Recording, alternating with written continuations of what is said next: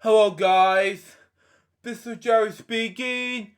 Welcome to LJPCBM React, episode 305, and today we're reacting to the Pain Game Podcast, episode 35. Now, we haven't done reacting to this since several hours ago. Now, I've been busy making watching VH1 documentaries and things like that, and I haven't done this in a while, so let's react to Pain Game Podcast episode 35 in 5, 4, 3, 2, 1, go.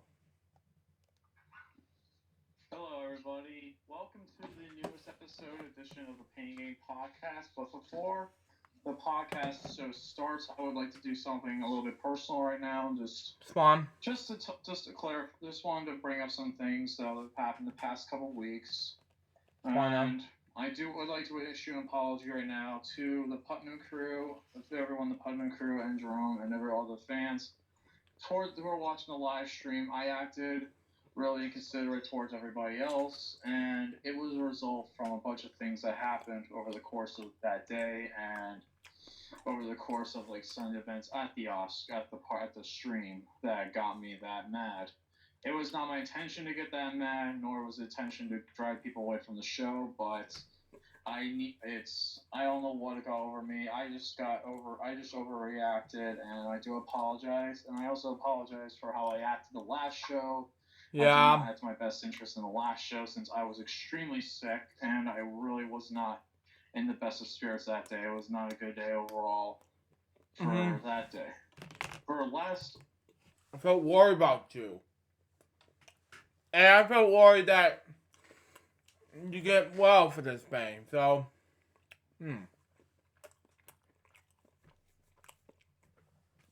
I felt your pain of what happened to your sickness, so and the apology for the Putnam crew, which I've been friends with Alex Putnam, aka Pistol 90, because he's reaching up to 1,000 subscribers most recently.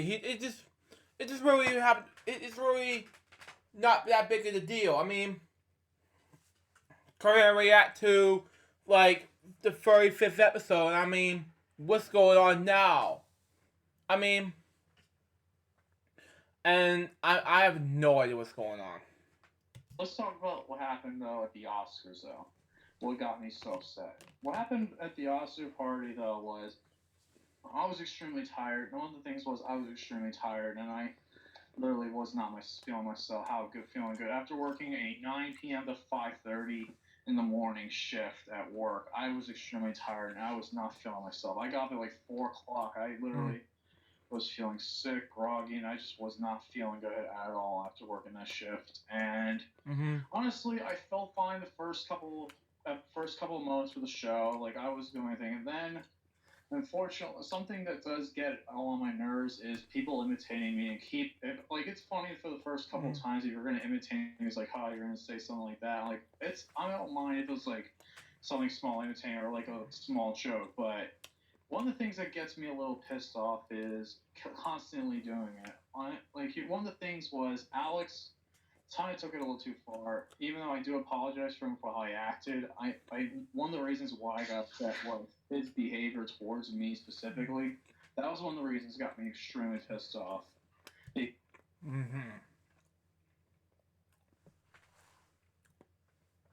Sorry, I was eating my sandwich, but I felt kind of worried for you, Lucas, on what happened. So, and for Alex and Austin, if they're watching this LJPCBM Reacts right now, I mean, they're gonna be extremely I felt worried for them right now at this point. So there you go. Let's continue on. Because Alex, even though the first time, the first couple times where it's the adapted screenplay and the original screenplay, I was and that's a rightful winner. I was trying to do a little joke. It didn't work. I was trying to post something from a TV show, but it didn't work. The joke, I stopped. I hope I should have stopped, and I unfortunately did not know I had stopped. Alex unfortunately kept mocking me, and that kind of annoyed the crap out of me. That was one of the things that got to me annoying. What got me to do that rant was a little bit of something between not only Alex but also Joe. Well, Oh during my. that announcement thing, I knew Inside Out. Honestly, I picked Inside Out to win, even though I knew I was hoping for the other team to win. The Inside Anomaly searched on the sheet to win. I picked Inside Out personally. If you guys watched the last Playing Game podcast, I picked Inside Out to win. I picked Inside Out to win because I was the big favorite. It was the second highest odds, other than the best actor category, which was Leonardo DiCaprio. And when Inside Out won, Alex got on my face and just stared at me like this. Well, I have it on audio only, so I'll probably see it in the play. That's fine. I'm trying so hard to save my comments for later because there's a few things I want to address Yeah. about what you're saying. But I'm doing my best. Sorry, I'm very bad when it comes to remembering details sometimes. But I'm doing my absolute best right now. So please continue. I'm sorry.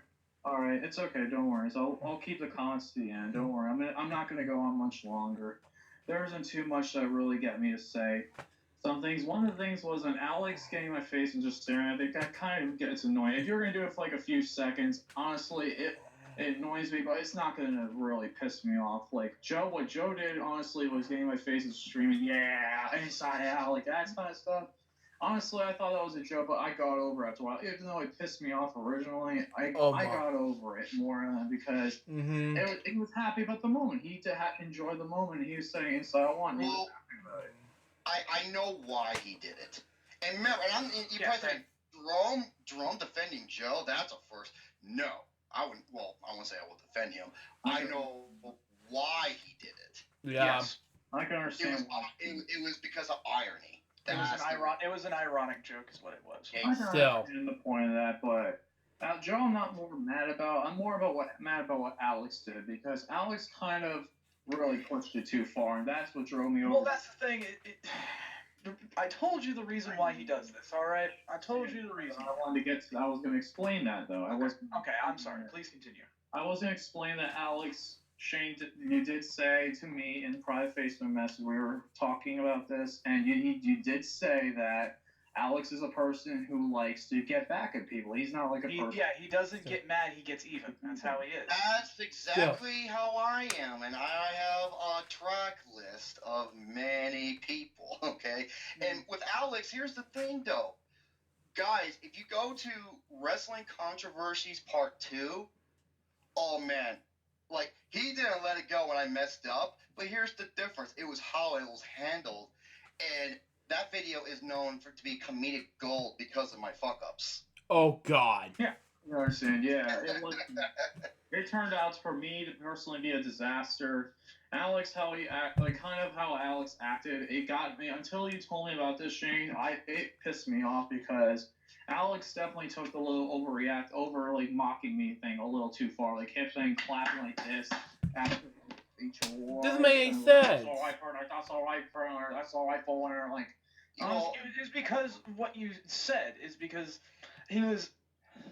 Okay, you understand why he does that. He does it to me. He does it to me all the time. He's like, I can't stand it, or I hate those damn things. You know? Yeah, exactly. Oh my. He instigates, and it's because he's trying to get a rise out of you, dude. Let me stress something here. Let me speak something here real quick. Let me stress something about us as the Putnam crew, okay? We are like a band of brothers, all right? Brothers who get on each other's fucking nerves 24/7. Exactly. This is what we do, and. Lucas, you would understand what having a brother's like. Remember the time I spent the weekend over at your place, and I taught Eric how to turn off the Wii using the Wii remote, and he did it from out. Oh yeah, I remember this Wii. The Wii is my childhood, man. So I haven't seen the Wii since forever. So that was the old day. Hey, excuse me, my wife. Continue. Outside the pool area just to piss you off. Yeah. Yeah. Okay, that's funny. Yeah. It's like back in the old days where when I was like really young, like how everybody had like the very same TV, television. So you can take your own remote, go to your neighbors in the window and shut it off or turn it up and down, just piss them off and just run. Yeah, exactly. Exactly. Yeah. That's what. And that's the point I'm trying that's the point I'm trying to drive right now. Is that we're Still. a band of brothers and we like to get on each other's nerves. That's what we do. Lucas, it's about the whole how you handle it thing. But please continue. I will. To get to that, I handle it horribly, mainly because I was. Damn it. I was feeling like shit, pretty much. That 9. Is that even upside down? I really want to know. That was just so wrong to me. So that let me replay this again. Just want to let you know. Thing, but please continue. I will. To get to that, I handle it horribly, mainly because I was. Damn it. I was feeling like shit. That is what I was talking about. What is Landscape doing here? I mean, seriously. Continue. Pretty much. That 9 p.m. to 5:30 shift kind of fucked me over, pretty much. It was definitely something that really pissed me off. I didn't get enough sleep. I felt horrible throughout the day. Lucas, I just want to tell you something right now. Like, if I'm on the live chat, and I'll tell you this: everybody's busting my balls right now. And I think it's funny. I know. Freaking James. Fucking James. James. Like, I'll give you an example. James, he shows like a symbol of a toilet, and he points an arrow to it, and it says Romy's mouth. Come on. That's funny. Fucking James. And then he said, was it forced you can try? Fucking James, of course he would say that. Anyway, though, I did want to address these things, so just to understand how I feel personally, I just wanted to get you guys to understand how I felt and why I acted this way, and to tell you I'm going to do my best to change how I act and how I react to things, because that is one of the things I do need to change myself. I do overreact to a lot of things and get pissed off at a lot of things, so. And I try and do things like I don't do things the right way sometimes, and I'll admit it. Like, I'm trying to spend time to admit how I was wrong, and I completely screwed up the Putnam Cruise live stream. I was completely at fault for that for most of the dislikes. Not every one of them, but like a good amount. Still. Like, I caused some dislikes, and that I'm sorry. Well, you know the funny thing about the Oscar live stream, is that thing, I don't know how it got caught up, but it was flooded with trolls. Yeah, because one of the things was because people thought it was the actual show. And people are fucking retarded, they think it is, because you cannot copyright. But you know the funny thing is, they just did Austin a favor, because that video got 57,000 views, and Austin got it, since he is, I think he is partnered with a couple of people. He got a good amount of it. Oh my. I do appreciate that, though, getting the reviews and getting like the success of the video. It was a success, even though I did not do my best. Like, I did not act my best in that part, and I was sorry. And now this is something I wanted to do a little bit of extra, like, reasoning for. This is a little bit more of a personal thing with me.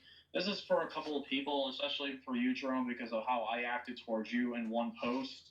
How I just wanted to get you how I feel about understanding about one thing. Like, but first, though, I wanted to address Austin and what he said. Like, Austin, here's one of the things one of the things I don't like is when people say, fuck someone, or this one could die, or like this person died. I don't say that unless it's Adam Sandler.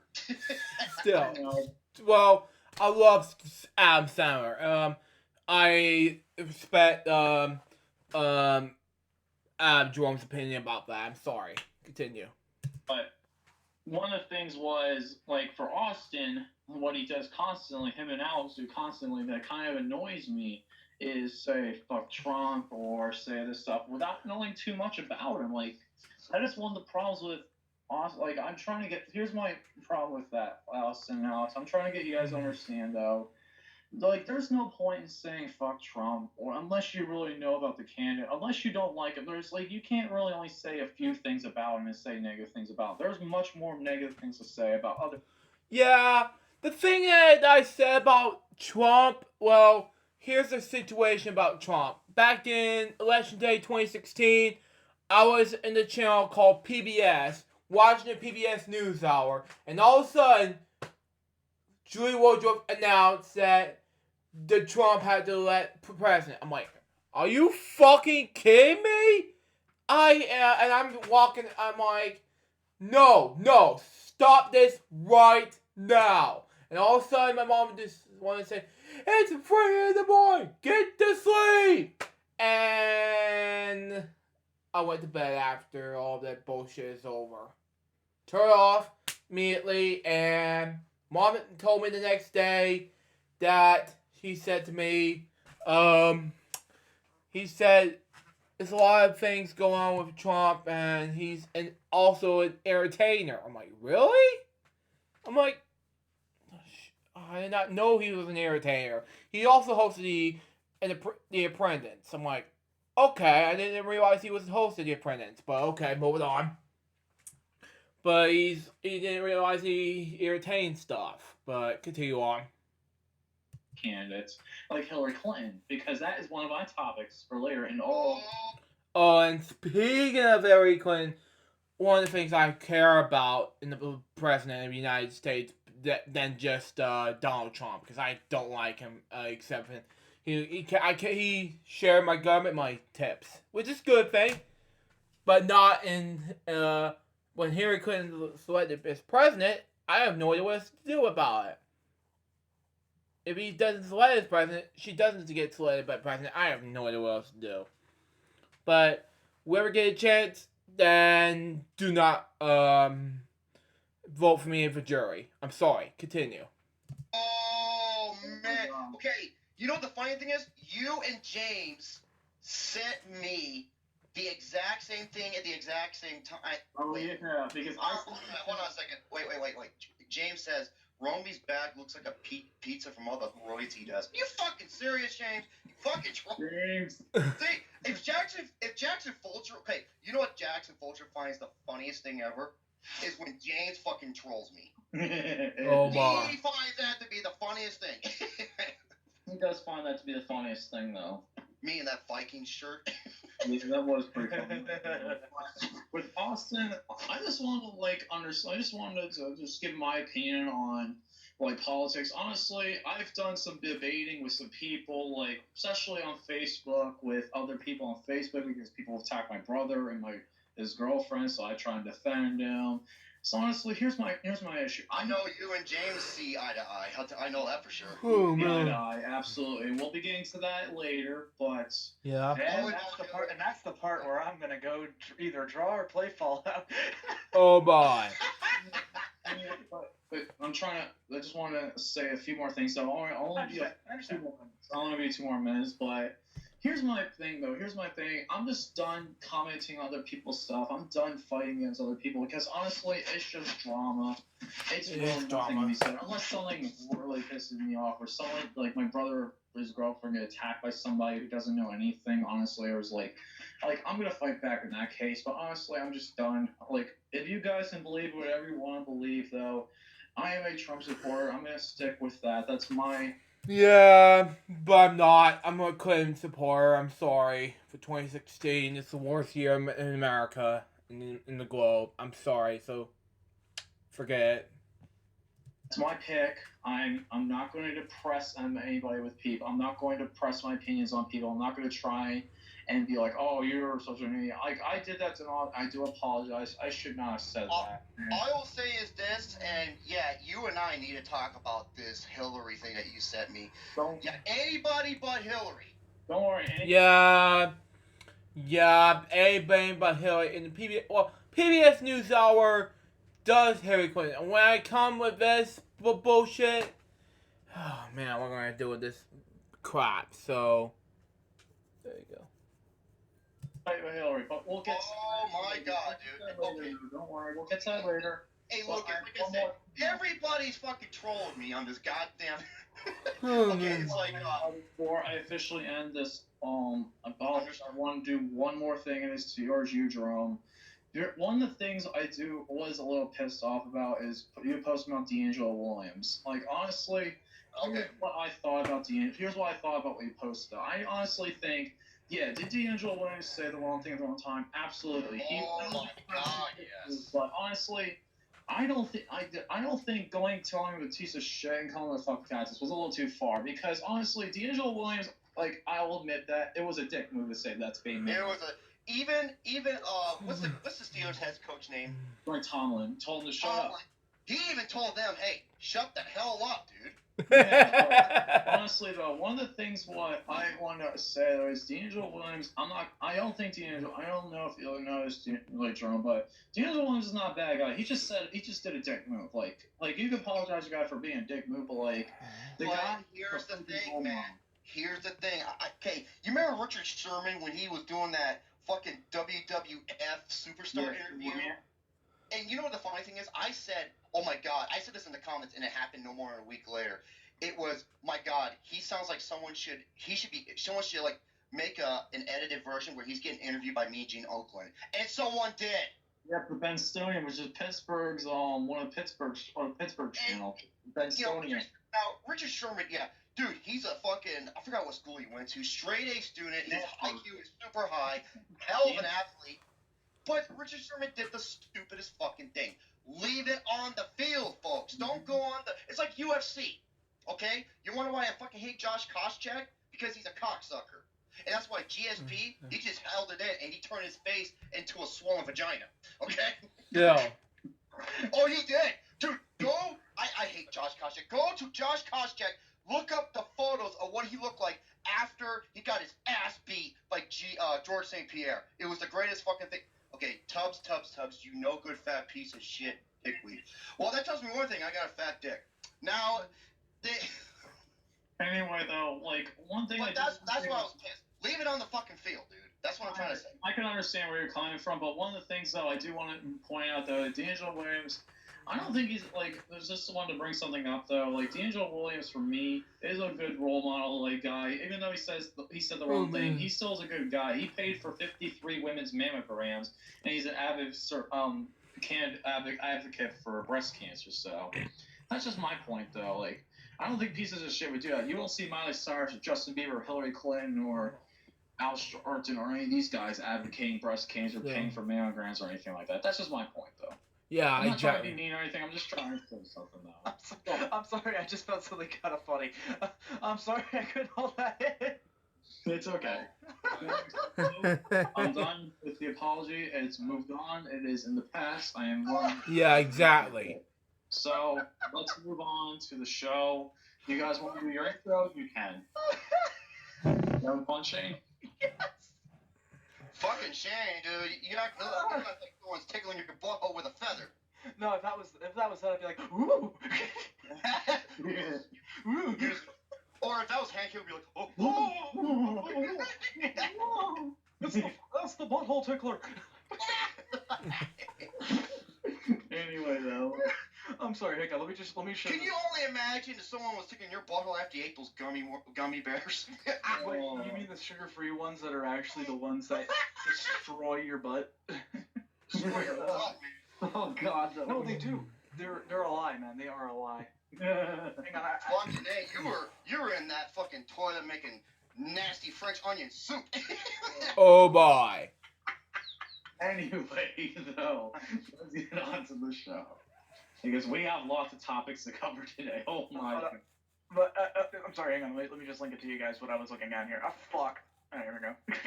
Oh, I got something to the link. Hold on a second. There you go. There. Oh, This is something I would do. Oh God, really? There was a bee in my car. Wait. That is the most awesome. I don't get it. There was a bee inside my car. Think about it. He just threw it. He threw the taco at the window.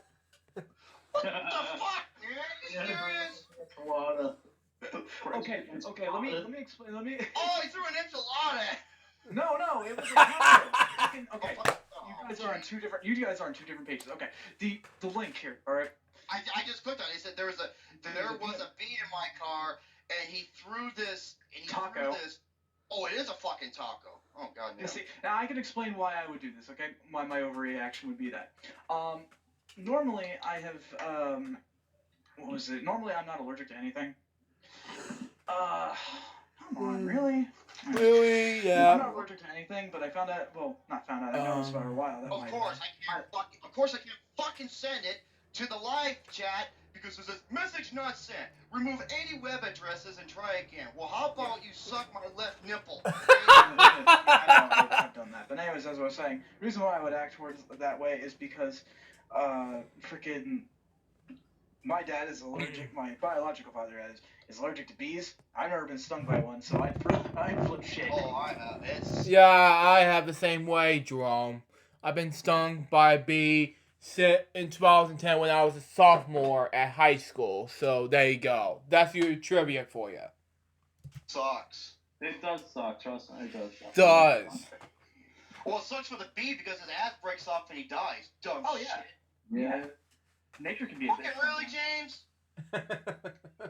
Fucking really, James? Wow. Good job, James. He says Romy's mom has a lot of sour cream on her taco. Fucking really?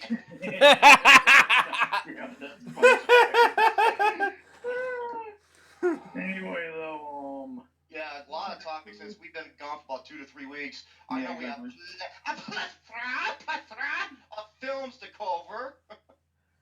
no, it's not toilet paper, Alex. Anyway, let's get started.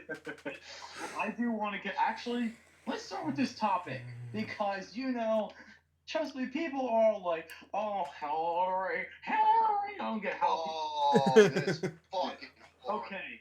No. This is something I can actually agree upon. Oh man, James and Lucas literally sent me this at the exact same time. When I read this, I flipped my shit. I sent this to Jane because, oh boy, Hillary. If you guys have seen, I want to ask you guys a question. Have you seen the film 13 Hours of Secret? Oh no, don't have I seen the movie? Remember, I told you this was on Fox News. I know Fox News and all, but I forgot what I forgot. Well, yeah, man, that's good beating off material. If you know what I mean. All I gotta say is, man, Harris Faulkner and Megyn Kelly and all those fine ass ladies, man. God damn. But okay, I'm gonna post this in the group chat and in the live stream. Okay, there you go. And My now I'm gonna conversation send it is in here. It'll probably be a 20-30 second delay once they hear my voice and they see the thing. So Okay. yeah, you see those names on there? Yes. It's in the group chat. All right. Now I'm just waiting okay. for. Excuse me for it. Yeah, I see. Oh, okay. Come on now. Come on. you bandwidth. Come on. Okay, here we go. No, wait. Is this what I think it is? Excuse me. Oh yeah. This is what Hillary Clinton said. She said, "We didn't lose a single person in Libya." Oh my. Come again? We didn't lose a single person? This lady can go fuck a cactus, a prickly pear cactus. Never takes it out. No, bitch. Your prickly pear cactus with diamond crusted dildos on it. So she can never get that out. How to spice up the bedroom in 5 seconds flat. Yeah, no wonder fucking Bill Clinton got a blowjob from an intern, you ugly bulldog faced bitch. Go for it. I do not. Yeah, Clinton, Hillary, a bulldog faced bitch ass Clinton commits the Benghazi Cafe, saying the U.S. didn't lose a single person in Libya. Really? That's interesting. How about the 4 Americans, the U.S. Ambassador Chris Stevens, Officer Sean Smith, former Navy SEALs Tyrone Woods, and Glenn Doherty? Yeah, and there was a movie about it too, 13 Hours, and Yeah, about movie 13 Hours where they requested backup. They needed backup because they were going after onslaught of fucking just, radical people who were attacking the U.S. Embassy. The U.S. Embassy, because that's where the ambassador was, and they set Excuse the me. fucking thing on fire and he died of suffocation. Oh, And man. they were coming back to seal the deal. Like, hey, and this went on for over 13 plus hours. Yeah. And 4 men, 4 U.S. Individuals lost their lives. Still. Hillary Clinton. Oh yeah, speaking of that, yeah, we asked the support. Hillary, she just ignored it like it was nothing. Oh, God. With many other fucking emails that are classified that I hope she goes to fucking prison. Hillary for prison No, she will not go to prison. I wish. Continue. 2016. Hillary for prison 2016. That's all I gotta say. Danny Boy got a Hillary for prison's t-shirt. I love that t-shirt. Dude, it is awesome. Danny Boy, if you got a picture of it, send it in the comments, dude. Hillary for prison 2016. And, oh boy, Hillary Clinton, I just cannot stand you at all. You're denying the facts that even everybody saw in the movies, and yet you still deny it? Seriously? You need to drop out of this race, seriously. Like, I'm sorry, but I'm going to say this right now. It's going to be Trump or Sanders in the election, because Hillary's getting indicted at some point or another. Good, I hope she does. Well, though, I have no idea what's going on with this whole, the Trump thing. I voted for, let's say, Bernie Sanders. Originally, but Clinton. So, there you go. Because she lied to Congress, not only Congress, but the FBI, under oath. God. Under oath. No, it's like a 15 to 25 prison sentence if you get lie under oath. Yeah, absolutely. Especially for confidential shit that she just, threw away and tried to delete. 3,600 emails, and yet one of the things was, if you watch the videos in the courtroom, which I actually did watch one of the videos in the courtroom, she said, 90% of these emails were all part of the state email system. That's why I was able to get rid of it. Yeah, what was General Petraeus? Yeah, he's going to be demoted because of this one. And yet he's like this generation's General Patton, who's a fucking war hero and general. Oh, my. And yet he's getting demoted. But yeah, this fucking whore tries to bypass it like it's nothing. Oh, Yeah, God. This fucking bitch can seriously get run over by a bulldozer. I hate this bitch. I fucking hate this whore. She's a slimy cunt-faced bitch who... No, she's not, but she's part of the fan base. I'm sorry. So, if you don't like her, that's your opinion. Continue. Needs to rot in hell. I can't...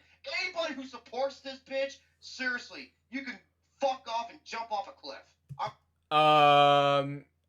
Unfortunately, I've been friends with you since 2017, so what if I say I support Clinton and if you remove me? That makes no sense. Continue. Serious. Yeah, that's something that all of us here can agree eye to eye on. Is 3,600 emails under oath. Yeah, 3,600, and she lied about all of it. Definitely. Saying it's part of the state email system, and it can be viewed online. Get the fuck out of here, really, Quinn. I'm sorry. Like, I seriously hope the FBI just destroys her. They do.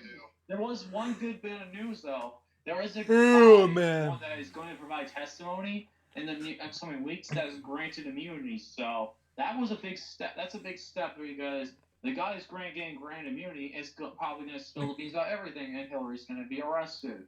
More than likely, because... Make no sense to me. I'm sorry. This is one of her key advisors, and she's been doing this for a long time. You know what one of her biggest supporters is?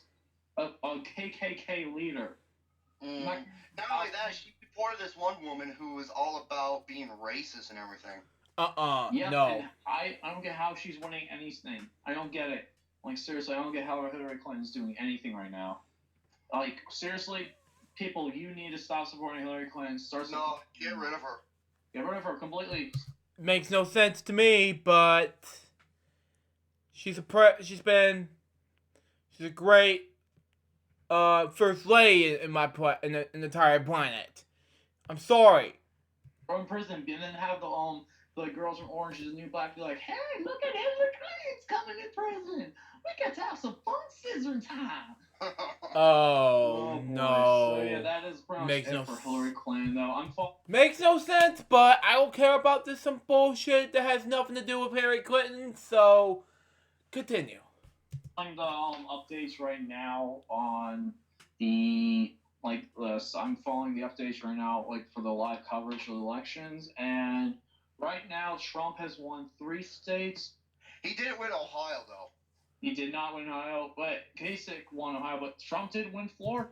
Oh man, I want this to win.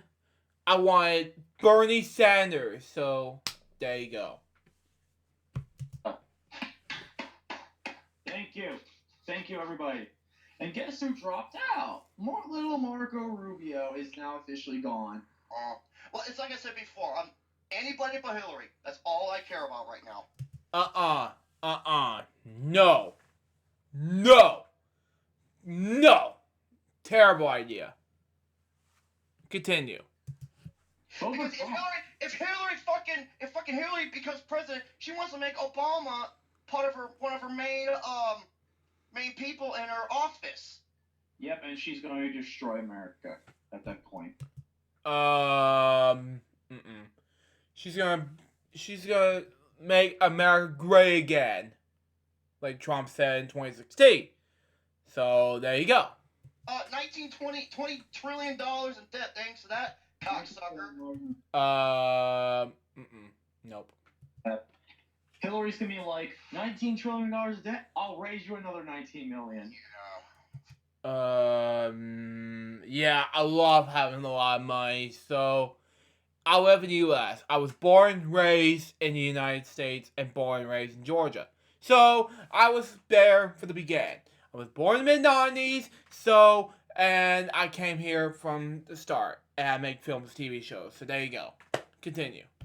Anyway, though, like right now, it's just Ted Cruz. I wouldn't even fucking bang Hillary Clinton if she had a facelift and 4 tits. I know.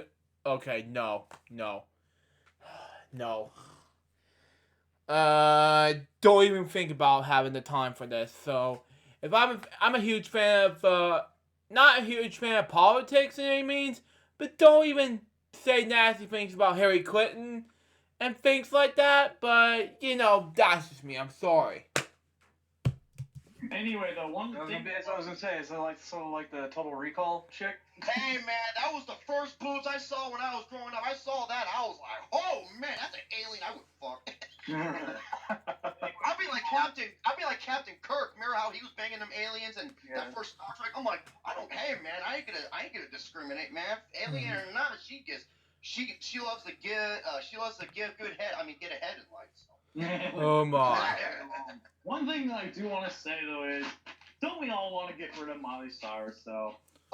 Miley Cyrus, yeah, she's had Montana at the time, but she's great at the Wrecking Ball. I have no idea if it was the worst YouTube video ever, but however, I saw some parts with Hannah Montana, bits and pieces. I saw the full movie in theaters, and it was great. I've never been a huge fan of hip hop anymore, so there you go. Oh, dude, watch this. I'm just waiting the 20-30-second. Wait, Obama actually made progress? How? 20 trillion motherfucking dollars in debt. Unemployment. Yeah. I have a lot of money, like $1,000. So, like I said in the last episode of those Reacts, I don't know if I can save like a zillion or something like that. We'll see. Continue. People are out of a job. The debt is, dude. He spent more money than any other country, and any other president in this country's history. Wait, Bush fucked the whole country up. He started it, but man, Barack took that fucking ball and ran with it. Yep, Barack took the ball, and then Obamacare is a giant fucking mistake. That's all. Yeah, I pronounced the names like Obama and not Obama, so, and then that's why I say Barack Obama instead of Barack Obama, so there you go. Okay, can I make something about the Obamacare thing? Okay, I'm gonna play devil's advocate slightly here. All right. Okay. I have health insurance because of it. All right. Now here's the deal, though. I got a small funny story about that though. All right. You can keep your doctor in your health care plan. Yeah, that's gas is under $2. I remember when it was almost $5, buddy. The reason why it's $2 because we wait till the summer. Still. Anyways, as I was saying, what was it? The thing is that I when I signed up for this, I got it for a pretty good price, and I'm not paying that much now. But I actually had a citizenship issue with it. Oh, Still. seriously? Yeah, because I didn't include my middle initial on my that was on my social security, and I was on the phone with a guy who's helping me fix it, and he's just like, it doesn't sound like you have an accent. I'm like, bitch, I'm from Las Vegas. Are you kidding me? Oh my. Yeah, like I was saying, it's not the best system by any stretch of the imagination, but it did help me get insurance. I got into a doctor. I now can stop sweating bullets about the fact that I haven't been to a doctor in years, and I'm okay now. So hey, there's that. There's that, yeah. I haven't been to the doctor in years either. Yeah, see, I went for my checkup. Everything's fine. I worried for nearly 2 months straight, dude. It was that bad. But so that's. And yeah, I just want to make sure that's all. The doctor's a friend of mine thing from Barney, but whatever. Good thing about it. But anyways. Anyway, though, enough politics talk for now. Because, Yeah, thank God. Oh boy, I got a big can of worms later on about something big, and it's gonna be able to talk about later. We're gonna talk about that later. I know there is something I do want to get plus. I do want to ask you guys if you saw any movies recently. Because, Oh yeah, I saw it. I saw one movie I want to talk about right now, and Tank's gonna feel lame. I was supposed to see that today or yesterday, but some plans have changed, and I might see it later on this week. Oh. I've been hearing nothing but the best praise. It is amazing. There's even an article saying it has the first Oscar-worthy performance of the year. John Goodman. John Goodman. This is Luke Nukem. By the way, if you ever check out his channel, dude, I'm gonna say this right now. Like him and Jackson Fulcher are the best young film reviewers on the tube. Agreed. They are. Jackson's 15, Luke Nukem is 18, and they're geniuses. They are geniuses. For me, becoming a 23-year-old now, and him in his early 20s. Well, me becoming the early mid-20s almost. So there you go. And still like to make movie reviews for you guys. And I still want to make LJPCBM content. But for movie reviews, yeah, I have to do a hunch about when I do movie reviews in the Jeff Critic. So, there you go. Made great movie videos, and Luke Nukem, man, I can tell he put a lot of effort into his videos because of how the edits and how he does jokes and the sound cues and everything else. He's really talented. Yeah, he is. He's like, what he's like? He's like my little brother. He just likes to be a big pain in the ass. Oh, that's siblings for you. I can understand that. I can understand. Anyway. Okay, I want to know what would Luke Nukem would look like if he cut his hair.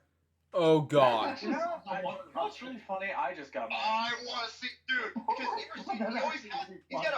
he's got a big full head of hair. I'm just like, I want to. Remember when Lucas got his haircut? It was really short. I want to know what Luke Nukem would look like with his hair short. Yeah, that would actually. I just got. Could be terrible. Right now, I'm still wearing my hat though, but I'm not getting it on my face.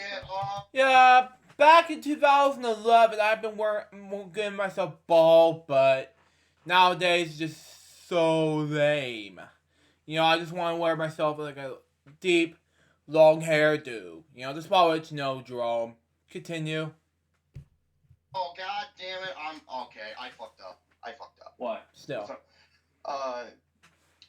WWE Final Fight Night said, "Are you forgetting someone?" I'm like, "Oh no." Oh my. Because he's 17 and he's real good too. Guys. Hey, what's up, you guys? Love 99. Oh, and by the way, watch, I'm gonna get him riled up. Thor 2, no. So, watch, he's gonna get pissed. But yeah, he went over 10 Cloverfield Lane saying it's brilliant, and he said the first thing he said right away was John Goodman. He deserves to get some good like award consideration, especially Richard Roper. He said the exact same thing. Yeah, because John Goodman John Goodman has not won one award Oscar, but he's been nominated only once. Mm-hmm. From what I remember. I wish he was nominated for The Big Lebowski. That would have been awesome if he was, but unfortunately, he did not. But anyway, that will go more on my topic later as well, because that goes into something that opens a can of worms. But anyway, John Goodman is an excellent performance. The acting is really good in this movie. I'm trying to remember it's the girl from Unbreakable Kimmy Schmidt, Mary Elizabeth Winsley or something like that. Mary Elizabeth. That's Austin's girlfriend from Scott Pilgrim when she had that red hair. Oh yeah, I remember that. So anyway, she was. Hi, Winstead, Austin here. Austin here. And Oh my. John Jr. is also in this movie. He does a really good job as well. Only having 3 actors, and here's one of the things that I loved. A lot of people were a little iffy on this part, but for me, I absolutely loved it. The ending. 20 minutes. Okay. Oh no, this is what some people say. The last 20 minutes is so intense, so like I won't say horrifying in terms of scary, but horrifying in terms of like suspense thriller. It's a great thriller movie. And they say that the ending is yeah, the one they said that the ending is polarizing. Some love it, some don't like it. Yeah. Yeah, still. I can understand why it's polarizing because no spoilers. Not to spoil anything, but it is like here's my thing though. Thriller, like the last couple of years, there's been great thriller movies. Really good thriller movies. The Gift. And Cloverfield Lane, The Gift, and Nightcrawler. Oh, fucking Nightcrawler's the best.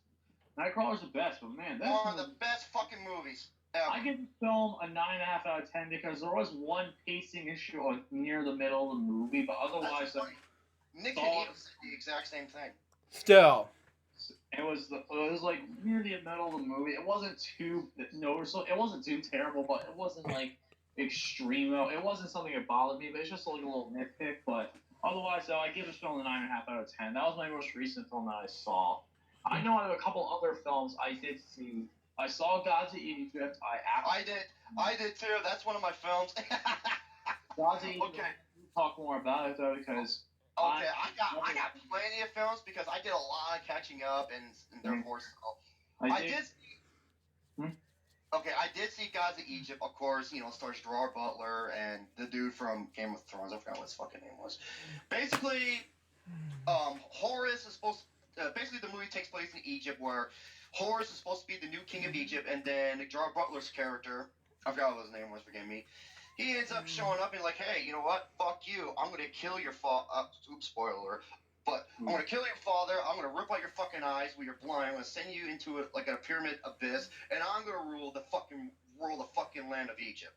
And then comes Aladdin minus 2.0. Oh my. Who ends up finding one of the eye of Horus through this, supposed to be like this impenetrable device to get to it. So I will say this though, I shared the exact same thoughts as Gary did. First 15 minutes, I'm like, I'm interested. I want to see where this is going.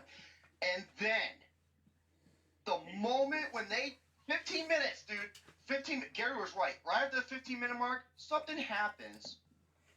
Still. Where they turn into Mighty Morphin Power Transformers. Oh, God. Mighty Morphin Power Transformers? Continue. That was the one guy. I just like, wait, what the fuck? That was my one laugh the entire movie because I just was in complete and utter shock. Okay. Gods of Egypt, I was just like this entire movie. You know what's funny is that I wish they did the poses that the Power Rangers did too. Like early, like the very first Power Rangers. Oh my god, that would have completed. I'm not kidding you. That's what, dude. They literally turn into Mighty Morphin Power Transformers. And let me say this, folks: the biggest flaw with this movie, I thought Snowpiercer had bad visuals. I thought Frankenstein or The Legend of Hercules or Fantastic Four You ain't seen shit yet once you see this movie. The sequence with Raw. Okay, the sequence where Forrest is bowing to. They go on top of this big mountain where they're praying to Ra, who I believe is the god of the sun in the Egyptian mythology. No. And Ra, he grants him the power to speak to his father. And when he turns into that Mighty Morphin Power Transformer, oh my God, it is. Dude, this is done by Alex Proyas. Oh my. Crow, Dark City, and iRobot. 3 terrific movies. I couldn't believe. And fuck, motherfuck, Alex Proyas for his bullshit that he said. Jackson Fulcher. Oh man, I wish I could read this. I wish I could find this. If any of you can send me the link, you know what? Hold that thought. I'm gonna go into my timeline or underneath because I remember Jackson Fulcher. Yeah, and Gary. Yeah, Jackson Fulcher. I remember that he sent me this, and I literally have to read this to you. Give me a second, folks. You won't believe the horseshit that this guy said. Hold on. Well, Gods of Egypt for me was a bad film, but it wasn't as terrible as like some other films. No, for me, honestly. Oh no, I give it a 1 out of. I didn't hate it because there was another great aspect. 1 out of 10. I gave it a 1 out of 10. Oh, I didn't give it a 1. I give it a 1 out of 5 or 2.5 out of 10, give or take. But dude, Gerard Butler in this movie. Every time he was on screen, I was so entertained. Gerard Butler probably the best line in the movie. Like I actually met Gerard Butler once. Me and my family actually met Gerard Butler once. And you know the thing is, I like Gerard Butler. I think he's a badass, man. Ooh. You know, watch films like watch films like Olympus Has Fallen and 300, and you know what he's capable of doing. Sparta. God damn it! I cannot find the thing that Jackson Fulcher. Here is one thing I do. Go, keep talking. I have to read this to you. Okay, that's fine. I'll keep talking because there was one film, Gary. I'm completely sorry, dude. I don't see how you like this as a guilty pleasure. Like this movie, I hated this movie. Even worse. Oh, I know what you're gonna say. Crouching Tiger, Hidden Dragon, The Sword of Destiny. I hated this movie. Literally. I'm not gonna watch it because it's not a theatrical release, so it's not worth my time. Oh my! I'm sorry though. Look, Crouching Tiger, Hidden Dragon was excellent. I loved how Crouching Tiger, Hidden Dragon. The first one's fucking great. It is, but literally not having Ang Lee in this movie ruined it. It was so bad. There was only one scene in this entire movie that was worth watching. Otherwise, this was boring. The plot was stupid. The characters were pretty much all one-dimensional. Like it was stupid. I'm sorry. I give this movie a 0.5 out of 10 stars. Like this, a 0.5 out of 10. I'm sorry, this is one of my worst movies of the year. Like, there was nothing in this movie. None of the characters were interesting. Not barely anything was interesting. There was one action scene near the end of the movie, and I'm like, all right, you got this. Why didn't you do the rest of this movie? Yet, Crouching Tiger and Dragon, Sword of Destiny. I was looking forward to this movie, but yet, holy crap, was I disappointed. It's one of my most disappointing films of the year. It was kind of disappointing because there was another film I actually think is the most disappointing film of the year right now, 999. Okay. Look, Nukum's gonna. 999. I'm sorry. I thought this movie was well acted. This movie definitely has some good acting in it, but the plot was so boring. I'm sorry. It is online, but the quality is shit. Oh, by the way, I don't want you to interrupt. I just want to say I found it. Okay, I'll just let you say in just a second. Okay, go ahead. 999, because that won't take long. 999, honestly, there were some good things in the film that could have made it really good. But 999 being a February movie, it does lack a lot of good qualities. 999 just has some great acting and some great chemistry between the two main actors. But honestly, the rest of everything else just feels forced. It feels like it was added on last minute. It was decent for what it was, but it could have been so much better. I was really looking forward to this movie. The trailers had me like, all right, this could be a really good movie, but yet I was completely disappointed. This is my most disappointing film of the year. Like, this is. And the thing is, you're not the only one who said this, but some people are split. Like, I was not a fan of this film. I'm sorry. it does have some good qualities. It's not going to be on my worst list. Will it be on my worst list? Absolutely not. No, it won't be on my worst list, but it'll be a disappointing film. Exactly. I give it a 4 out of 10. I give it a 4. Okay. All right. I found it. Now, folks, wait till you hear what Alex Proyas had to say. Now, this is sort of long, but trust me, you need to hear this. You ready? I'm going to water a second. All right. I'm right here, so. Here comes that landscape again. I don't know what just happened. Shit. Mark. Okay, are you ready? I'm ready. Okay, here we go. You know, it must be hard to be a movie critic these days. I mean, you are subjected to movie after movie to review for a cynical public. Every week sometimes. It must really takes its toll on one's nerves. And then there are some movies which come along with bloggers already bitching about them. So does it make things a little easier if you're struggling for something to say? And another landscape from Lucas, but whatever. Okay. Well, why not just say what those bloggers are saying, even if they haven't seen the movie like you have? Okay, name me some examples, Alex. Mr. Proyas, he doesn't. That will result in a review that will be received well, won't it? Only the filmmakers will be annoyed with you. Who cares about them?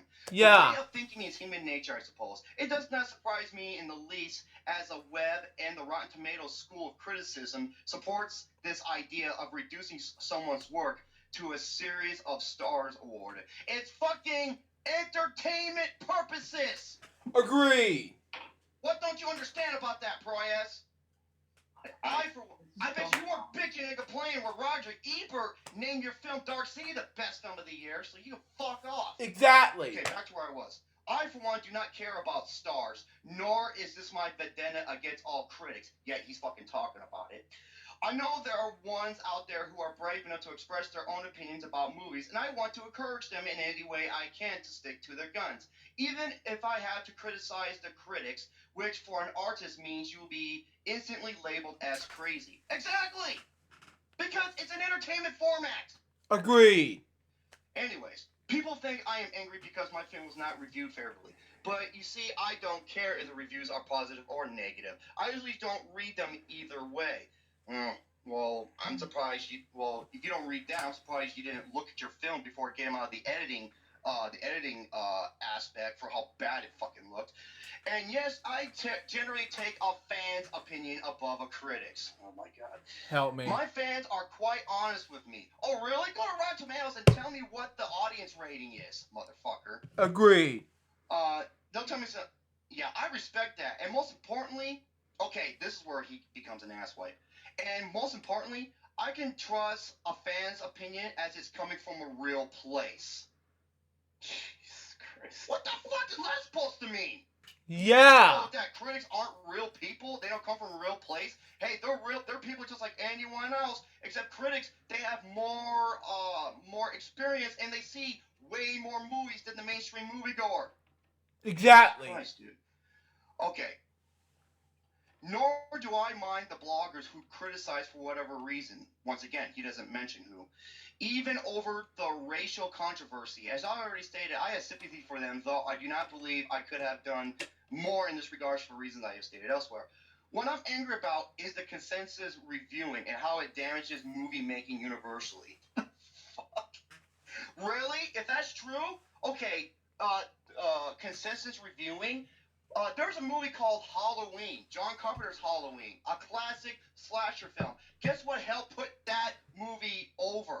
Roger Ebert and Gene Siskel. They both praised the hell out of it. Roger Ebert called it the best horror film since Psycho and a masterpiece of horror and thriller. Exactly. Though, I'm a fan of Siskel and Ebert. Gave it 2-way thumbs up. And, I mean, what's going on? I mean, giving the reviews of thumbs up and thumbs down, I review it. You know? Just want to let you know about Jeff Craig Wise. It's a one-person only review. And I want to make guests in the future episodes of Jeff Craig. Just want to let you know. And as far as reviews like, I don't know, Cool Cat Saves the Kids, that's one of them. And the copyright infringement from Derek Savage is another one of them. Well, I'm gonna milk it away everywhere I can. I'm like, seriously, Derek Savage? Come on, really? Continue. And that's what helped put it over the map. Yeah. What the fuck are you coming from, Proyas? Yeah. Anyways, I question the motives behind many critics' response to my movie in this case. Yeah, earlier you said you don't care what the reviews are positive or negative because you don't read them anyway. Yeah. For me, I'm a reviewer from the past, let's say, how long do I review movies? Since Mr. Cool 210 did his review on Childhood Fallback. In 2013, so that's one of my first day review movies. I reviewed Wizard Return to Oz and Cool Cat Saves the Kids. Alice in Wonderland, the 1951 movie only, not the Tim Burton bullshit. What else? Any movie that I like. So there you go. Continue. Did much? Contradicting motherfucker. Okay. Wonder why. Blog. Okay, this is where he. Okay, no. Some reviews so perfectly reflect the opinions of hate bloggers before the movie opened. Wonder why. Bloggers shape critics' opinions. There is no denying that. More and more so. He doesn't give me a fucking example. Name me a blogger who does that. He doesn't. He does it. And the first professional reviews of a movie can poison the well so that people are frightened to drink from it.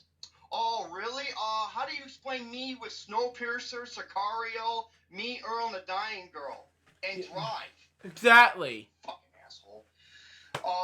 And the first professional oh, no, I already read that part. I have seen that happen to many of my friends' films recently, and particularly to many original fantasy movies released in the past few years. So studios will probably stop making big-budget original fantasy movies altogether. Hey, there's a big movie called Warcraft coming out. You ever sink that through your fucking skull? Yeah. As a fan of the genre, I think that would be a real shame. Once again, Warcraft is Duncan Jones, who is awesome. Moon and Source Code, brilliant. And funny how people who love to be so negative about okay, this is the biggest fuck you line of the whole thing. And funny how the people who love to be so negative about films are the ones who have the hardest time being criticized. Gee, that reminds me of fucking Roman Reigns. God. Because Roman Reigns says, people out there who hate me, that just, they're just hate. The critics like them, they're just haters. They hate their own lives. God. Yeah, fuck you, Alex Proyas. You are a douchebag fuck, and you can never rise upon what you used to be after you made knowing in this fucking sack of shit. So you can fuck off. Exactly. Cocksucker. Yeah, that definitely sounds like a cocksucker to me. What do you? I just owned your ass, Proyas.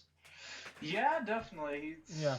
Almost, in a sense, sounds like he's just speaking out of his ass, really. He is. Dude, he sounds just like Roman Reigns. He sounds just like John Cena. Remember the John Cena? He's like, the people who boo me, they just don't get it. They don't get the business. That's what he fucking said.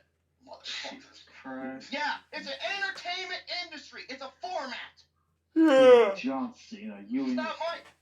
Yeah, I'm sorry. There was a movie that came out that knows how to combine many different elements and put it all into one. And it's its very first time making a movie, and it's one of the most brilliant movies I've ever seen. It's called Deadpool. Exactly, because, Deadpool is one of the movies that I've never seen in my life, so there you go.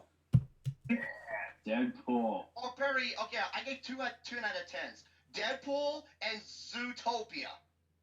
What's up about Zootopia? I've seen Zootopia and Fears, and I got her Blu-ray and DVD. But why did you give it a 2 out of 10? God! And most years ago, I saw Joy Hops with her ass crack. I'm like, seriously? Why'd you make fun of Joy Hops? I'm like, this guy is a douchebag currently. So there you go. A little bit though, because Yeah, take some fucking notes, Proyas. Agreed. Thing is, because that was one of my next topics was Zootopia, because I did see Zootopia and I absolutely loved it. I love it since the day after Zach's passed away a year ago, a year after his death, because I don't know what else to do. Let's say the 26th of March 2016. So there you go. And I love it very much. It has the Disney Interactive logo. It does not have the Walt Disney Records logo like I saw before, and normally it has a Dolby logo. It kind of odd to me. So there you go. I yet seen it. Zootopia is one of the most brilliant animated movies I have ever seen, because the reason why is because this is so well written.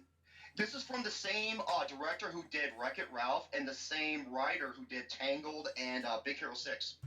And besides, when I posted something on Facebook, Facebook, excuse me, and decided that to post the Fox guy naked. I am so speechless instead of having clothes on, so because that'll be so hilarious to me. So I'm like, God help me.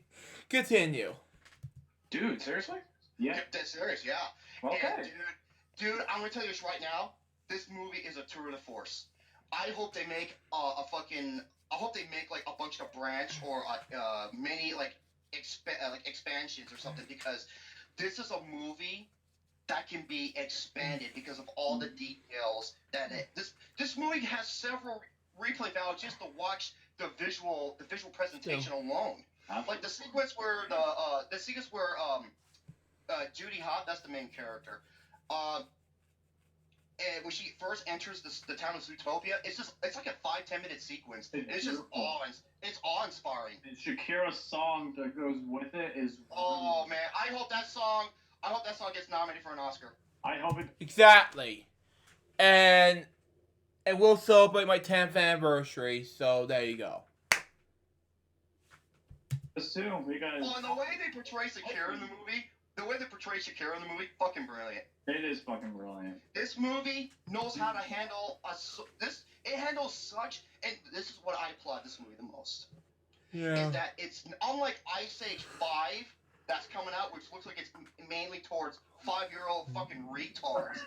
Well, I am a fan of Ice Age. Well, they're coming out with the sixth one coming out. I'm really happy for Ice Age 6, but. And to be honest, I really love Ice Age 5, but that's just me. I saw the trailer for that. You know what I said? No, just don't ever mention Ice Age. Other than the first one, the series is garbage. And remember, Ice Age 4, that's when me and my nephew Kalen we ran out of the theater after it was over and we kissed the ground. Okay? Oh, yeah. Yeah, I did watch the fourth one, and when I first seen bits and pieces of the first one, it was amazing. But I saw second and third. Never seen it yet, but But I did see bits and pieces of the Blue Sky Studios thing. That was basically it. Continue.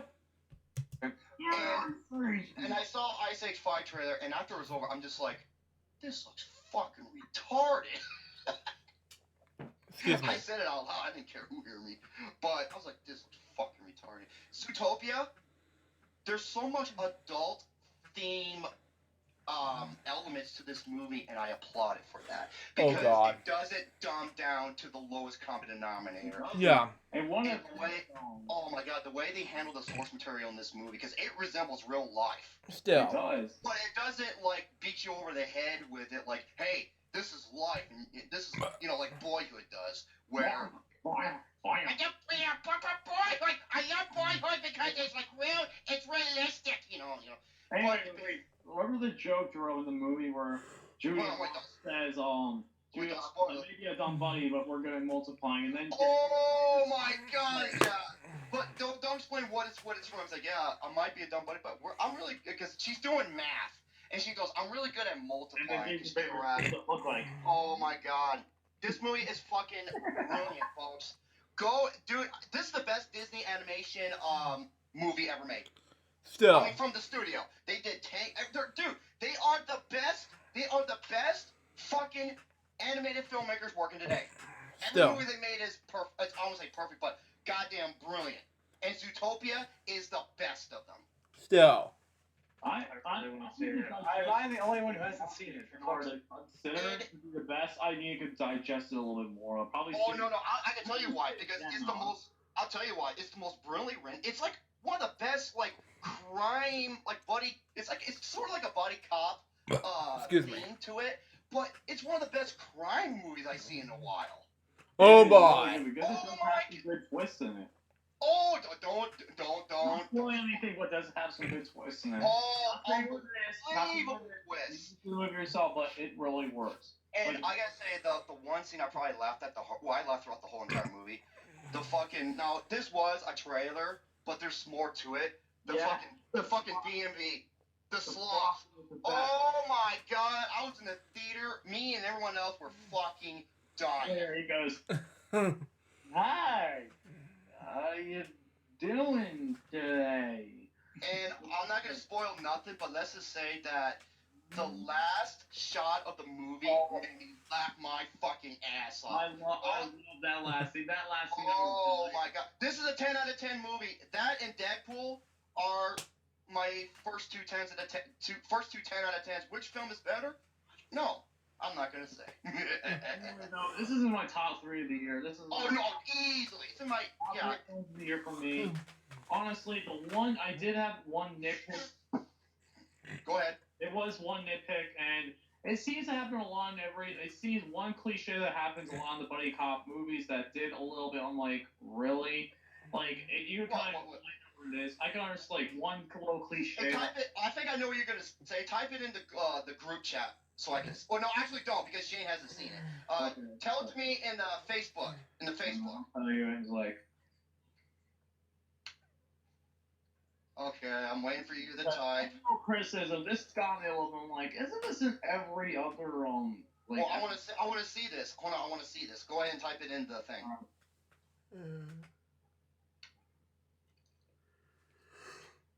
All right, here we go. I can see the squiggly wiggly lines. Squiggly wiggly. The squiggly wiggly dotty lines. Yeah, squiggly wiggly wobbly boo. Oh, there's Mangle. She's gonna watch out, Shane. She's gonna eat ya. Shouldn't tempt that. Get the backhand of justice. I wonder how much. What's that? I wonder how much noise she's making in the closet when she's fucking Foxy every night. Oh my! I'm telling him to keep it down, man. Dude, if you ever played Five Nights at Freddy's 4 and there's that new Halloween, the Halloween DLC, Mangle's in the. You know what Mangle does? She not only kill you, she makes so much noise that it makes it hard for you to listen when you're trying to detect if the monster's coming or not. Oh, jeez. Yeah, she's the worst. But it's done really. Man, Five Nights at Freddy's 4 is like one of the best horror films. Alright, so this is one of the cliches that seems to be in every buddy cop movie. And it kind of drives me a little ridiculous, you guys. What part? What part, dude? The one where she's talking about when she's talking about the predators? The predator thing. No. Dude, you remember what happened afterwards? I don't know what happened. It was a big time span, even though it doesn't show it, but it happens. No. I cannot say it, but I know what you're talking about. But remember, there was a big time difference, and the way they summed that up was perfect. Oh man! It was like a great well, though I do say they did get the time skip pretty well for it, but it just seems like it could have worked better without it. Honestly, I feel like it could have drove the movie a little bit better, but I can see why they did it. I can see why. This is a cliche. Let me just read this from Luke Nukem because this is this is actually really interesting. You know what's better than Deadpool is a movie called Hardcore Henry. Originally it was called Hardcore. Amazing! I cannot wait. And I saw the R-rated trailer. Double Nine showed me that. And he said he actually saw the U.S. premiere because he's in South by Southwest, that awesome film festival. Uh-huh. He said it's the best It's the best action film of the best action film of the year, and it's its overall best film of the year. Wow. What the movie is, it's like an R-rated, first-person perspective.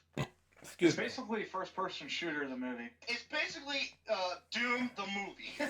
Oh my. Yes. Hardcore Henry is gonna be awesome when that comes Oh, out. dude, I saw the trailer. Double Nine showed me that.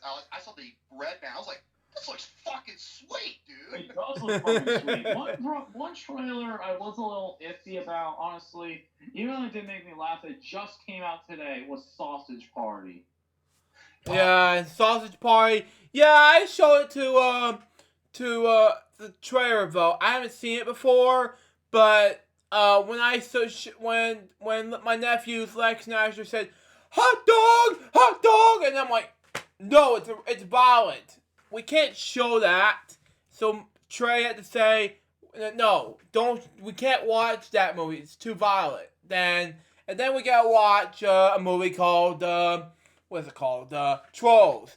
I've watched both bits and pieces of I saw See Rock and Fast and Furious, which is great. But I saw bits and pieces of it in the TV room back in December of 2016, which I finished off Friday through J625, which is great. And I saw Trolls. So having it when I came to before I went to bed in time, and having it when I got up. And I never saw the rest of the movies ever again because I gotta get busy with work. Big time. And I never saw the sequel, which I'm pretty excited for the sequel as it's coming up next year. Then again, it's gonna be big. Big time. So there you go. Continue. Some people told me if I didn't want to see it, be honest with you. Yeah, same. But the trailer, I did see the trailer.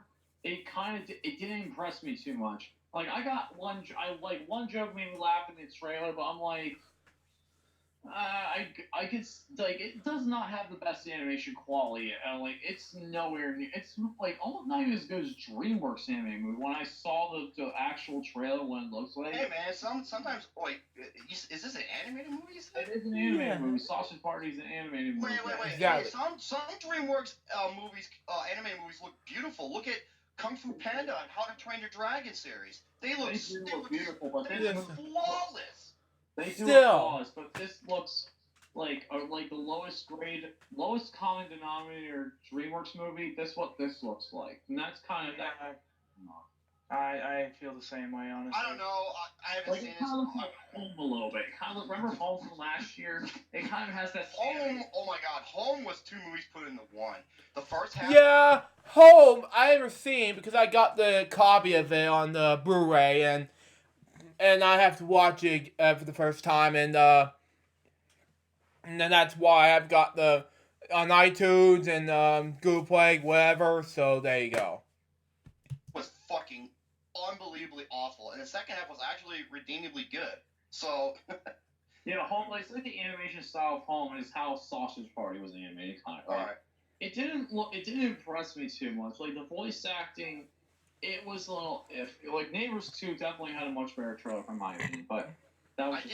I did see one more movie, and All right. oh my God, this movie fucking sucked. All right, I'm doing my movie, so go ahead and talk. It's called The Forest. It came out early in January. Oh. I have never heard the movie. Oh. Movie. Or as Gary would call it, The Forest. Basically, this is a movie that had an interesting concept, but it was executed so fucking poorly. This movie's god awful boring. The main character is such a dweeb. The only two characters that are likable are I call him if Leonardo DiCaprio was Japanese. Oh my. He does. He looks just like Leonardo DiCaprio and the tourist guy leading the forest. Yeah, I'm sorry. I'm watching this video about Donald Trump was posted. It's hilarious. It's about Marco Rubio being a dumbass. Oh, okay. Well, anyways, this woman, I forgot what her name was. I don't really care. The movie's so fucking boring. It's about she's trying to find her sister because she don't think she's dead, and she believed that she went to this place called the Forest in Japan, where this forest is, it's riddled with, like creepy spirits and whatnot, and oh my god, dude, it's fucking retarded. It was. Yeah, I gave the movie a 2 out of 10. It's fucking horrible. I'm not even gonna go into it that much. It's boring.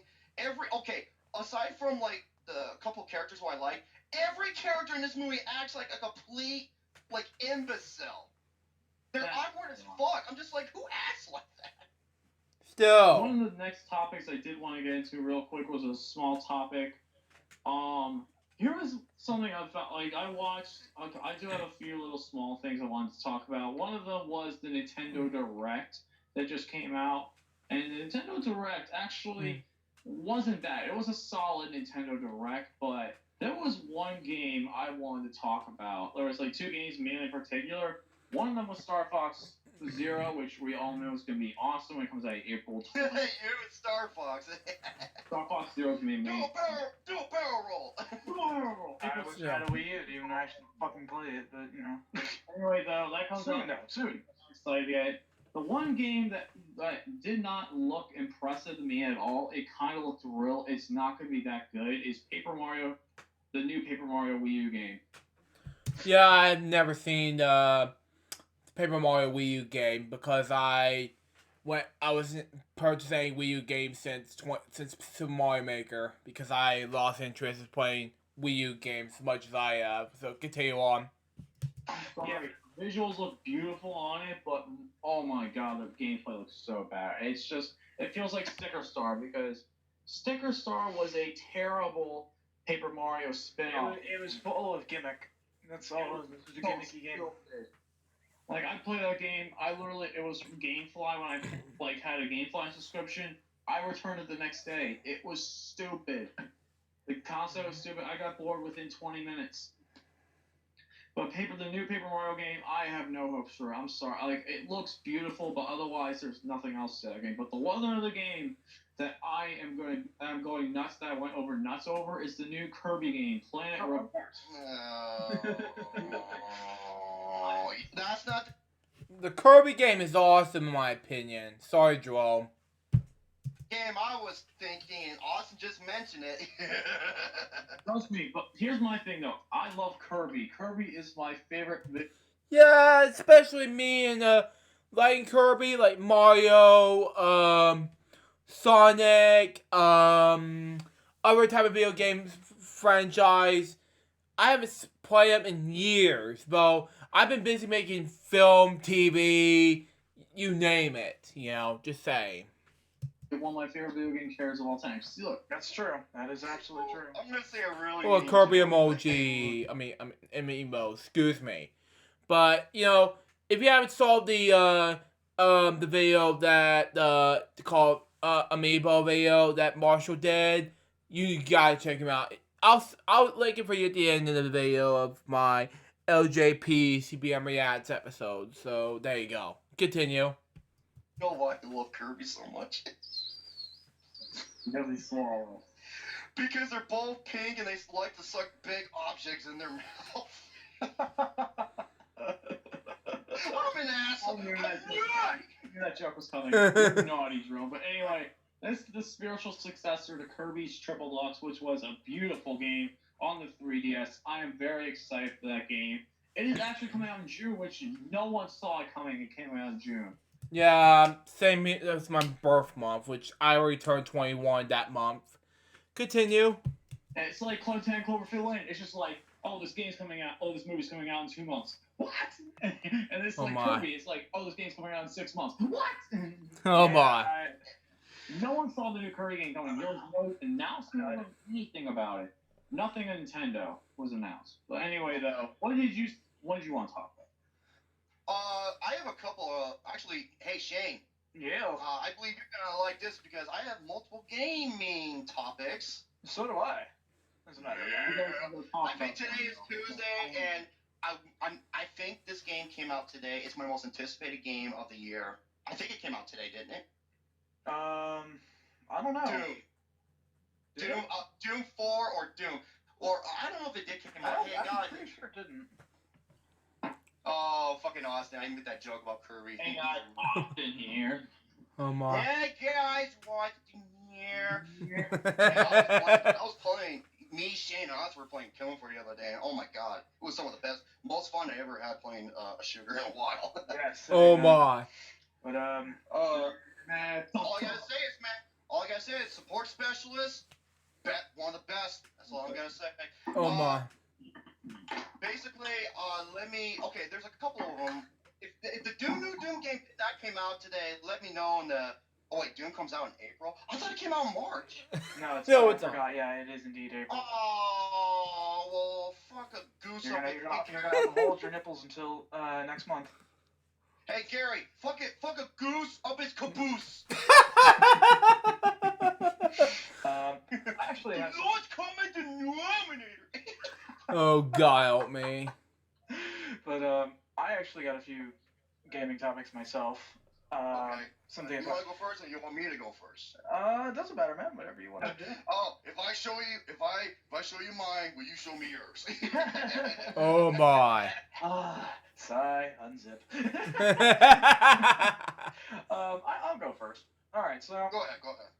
All right, first let me go ahead and give my my quick thoughts on Tom Clancy's The Division. I decided to go ahead and buy the game. I decided to buy it, and I have not regret buying it yet. I say yet because I'm only made it to level 15 of the game. I'm nearly halfway through. Oh my. The thing is, though, I will say. I'm sorry, it's funny every time. It never gets old. Wait. oh, so funny. oh my. You hear. He says, he's talking. Also, you hear this. Listen, you hear. That's some good coke. So, anyways, as I was saying, before Jerome started losing his shit. Freaking. I'm sorry, I'm getting all mixed up. The Division is actually a very solid game with a lot of potential. That's the thing. I'm going to make the comparison because it's always been made between these two games, but Destiny and The Division. Let me just tell you about Destiny. Yeah, that's you want to talk about polarizing game. Okay, I will admit that I like Destiny. I played it for a very long time. But I will say this with the utmost honesty and confidence that it could have been 100 times better. 100. You know what? That's what. And this is from the same people who did Halo, right? Yes, Bungie. Steam's, yeah. It's the biggest, folks. This is crazy. Before Destiny came out, Grand Theft Auto 5 had the biggest budget for a video game. It was like $137 million. Destiny is over $500 million. No, it cost 3 times more than GTA 5. Oh my. Please God, no. Please God, no. No Barackatology on ESPN. Please God, no. Anyways, as I was saying, Destiny was one of these games that had a big budget. It was basically Bungie using Call of Duty's money. Okay, seems fair enough. No. Unfortunately, the closest thing the best way I can make a comparison about what Bungie looked like, not Bungie, Destiny looked like by the time Bungie was done, was that if you were to draw something, like, okay, for me, if I was to draw something, and you were like, okay, I want this, and I said, no problem. I gave you just a sketch, a really messy sketch, and gave it to you and said, there you go, that's it. That's exactly what would happen. Still. That's exactly it. And that's what happened with Destiny. It was a gigantic flop because we were promised all this really cool stuff, and it gave us very little. Now, Destiny 2 is coming out next year, but I'm not holding my breath to it. I want it to do well. I want Bungie to actually fucking listen to its fans. But I'm still kind of reluctant. So, back onto The Division. What The Division does right is that not even within a week of the game's release, and they're already listening to fans. They've already made balance changes.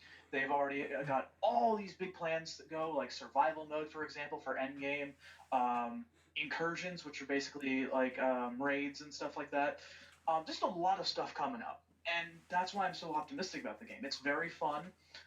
However, if you're playing solo throughout the entire game, it's a bit lackluster, I will say. If you're playing with friends, though, oh my god, it's a blast. It really is. It's fun. The dark zones are really fun to enter into, especially when it's tense, when you're hoping that when teaming up with people, you won't get shot in the back. Still. And they'll just take your loot. That shit's fun. I actually accidentally shot somebody before, and I went rogue. And because of that, I respectfully sat there and let them kill me in order to be able to basically make up for accidentally shooting some guy in the ass. What happened to Deadpool? He got shot. That's kind of like that video that Shane, you were part of this. It was me, Gary, Shane, and Luke Nuke, and we were showcasing the best, our favorite monsters from Brutal Doom. And his number 3 and my number 2 was the Cyber Demon. When I spawned the Cyber Demon, I was like, watch this, I'm gonna shoot him right in the fucking ass. I take out the double barrel shotgun, super shotgun, sneak up behind him, shot him right in the ass, and it pissed him off. That's where. Overall though, The Division is a very solid game that I certainly am expecting a lot from. But I'm not keeping my expectations way too high now, just in case, because, if you give into hype, you're bound to, kind of fall flat on your face. But honestly, it's a really fun game, and I'm having a great fucking time with it. As far as other gaming things are concerned, that I set up myself a new challenge in Fallout 4. All right. What I did was, okay, I want to hear this. I'm so challenged. Yeah, I decided to go ahead and I found out that there was a few similarities between BioShock and Fallout. Just a few minor things like. You know what? In terms of the weapons and the presentation, I can see that. Yeah, exactly. Because both were retro. Well, okay. BioShock was retro, while Fallout is retro futuristic. But they both have sci-fi elements into it that make it really amazing. Now, what I did was I decided to make a BioShock build. This is how it goes. All right. Mm-hmm. For the character, I'm basing it off the main character, Jack, from BioShock 1. Okay. So what happens is I went to the console command and spawned myself a pipe wrench. That was the only weapon I could have to have the thing. I cannot use any other weapon in the game. Wait, you couldn't use the grenade launcher or the shotgun or any other ones? Let me get to that. Okay. Yeah. The rules are for myself that I set myself up with this. I have to have this sweater vest thing going on because I'm trying to keep with the looks with the main character. Right. That has no armor, by the way. 3 shots and I'm dead. What the fuck, dude? Because remember at the end of BioShock, spoiler, he gets in a Big Daddy suit. Yeah. I could use the power armor if I wanted to, but I'm doing a straight vanilla run. I'm not messing with power armor. I might actually do a Subject Delta, which was the main character from BioShock 2, and do a build based on him. But anyways, the rules I've set up for myself is this: I have from the very beginning of the game, I can only use the pipe wrench until I can find either the weapons that were in BioShock 1 respectively, which means the Tommy gun, the combat shotgun. I can use grenades and stuff, that's fine. Grenade! But, what else was in BioShock? Oh, that's right, there was the chemical thrower. If I find the cryolator, I can do that. I actually know where it is, too, and I know how to bust the game in order to get it early.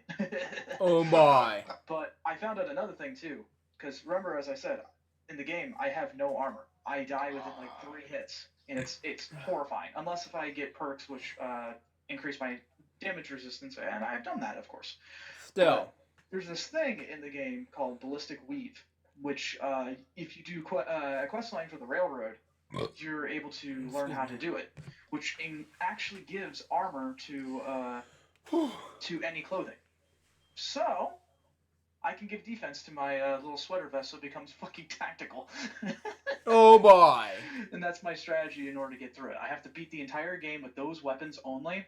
I'm doing it with no companions besides the dog, because the dog does not count as an actual companion. Agree. He's included no matter what, right? Yeah. I'm not bothering with any of the companion quest lines and side stories that they have, and so on and so forth. And that's what my challenge is, and so far it has been absolutely fucking frustrating. I'm counting how many times I've died too, by the way. I've died 38 times now. Oh my. 38 times. I've only made it to level 9. But honestly, it's really fun. I like setting up these challenges for myself. Fun That is stuff. cool. I know. Oh, there was one other trailer I did want to talk to you guys about and see if you saw it. And I think I know what you're gonna say. I already know what you're gonna say. Look, Ghostbusters trailer. Jesus, dude. You know what? Oh hi, Mark. Dude, I saw this. Okay, I saw this video where the Stay Puft Marshmallow Man was doing a reaction video to the new Ghostbusters trailer, and after it was over, he was so depressed that he takes a gun and he blows his head off. Oh, jeez. And then here comes Slimer, and one of the gatekeep, the keymaster, and they're eating him, and they're eating like the leftovers. Oh boy! That's pretty fucked up, man. I was like, I ain't looking at this shit, dude. I saw it. Oh my god, this trailer looks fucking atrocious. It looks so bad. I saw Angry Joe's trailer review of this movie. Oh my god, it was great. And you know the thing is, fucking Sony. I believe Faith told everyone in the Filmtastic forum, Sony are deleting negative comments towards their Ghostbusters trailer on YouTube. Still. Are you serious? I'm fucking dead serious. Has anybody ever heard of the Barbra Streisand effect? Anybody? Yes. Yes. Yeah, that's exactly what's going on.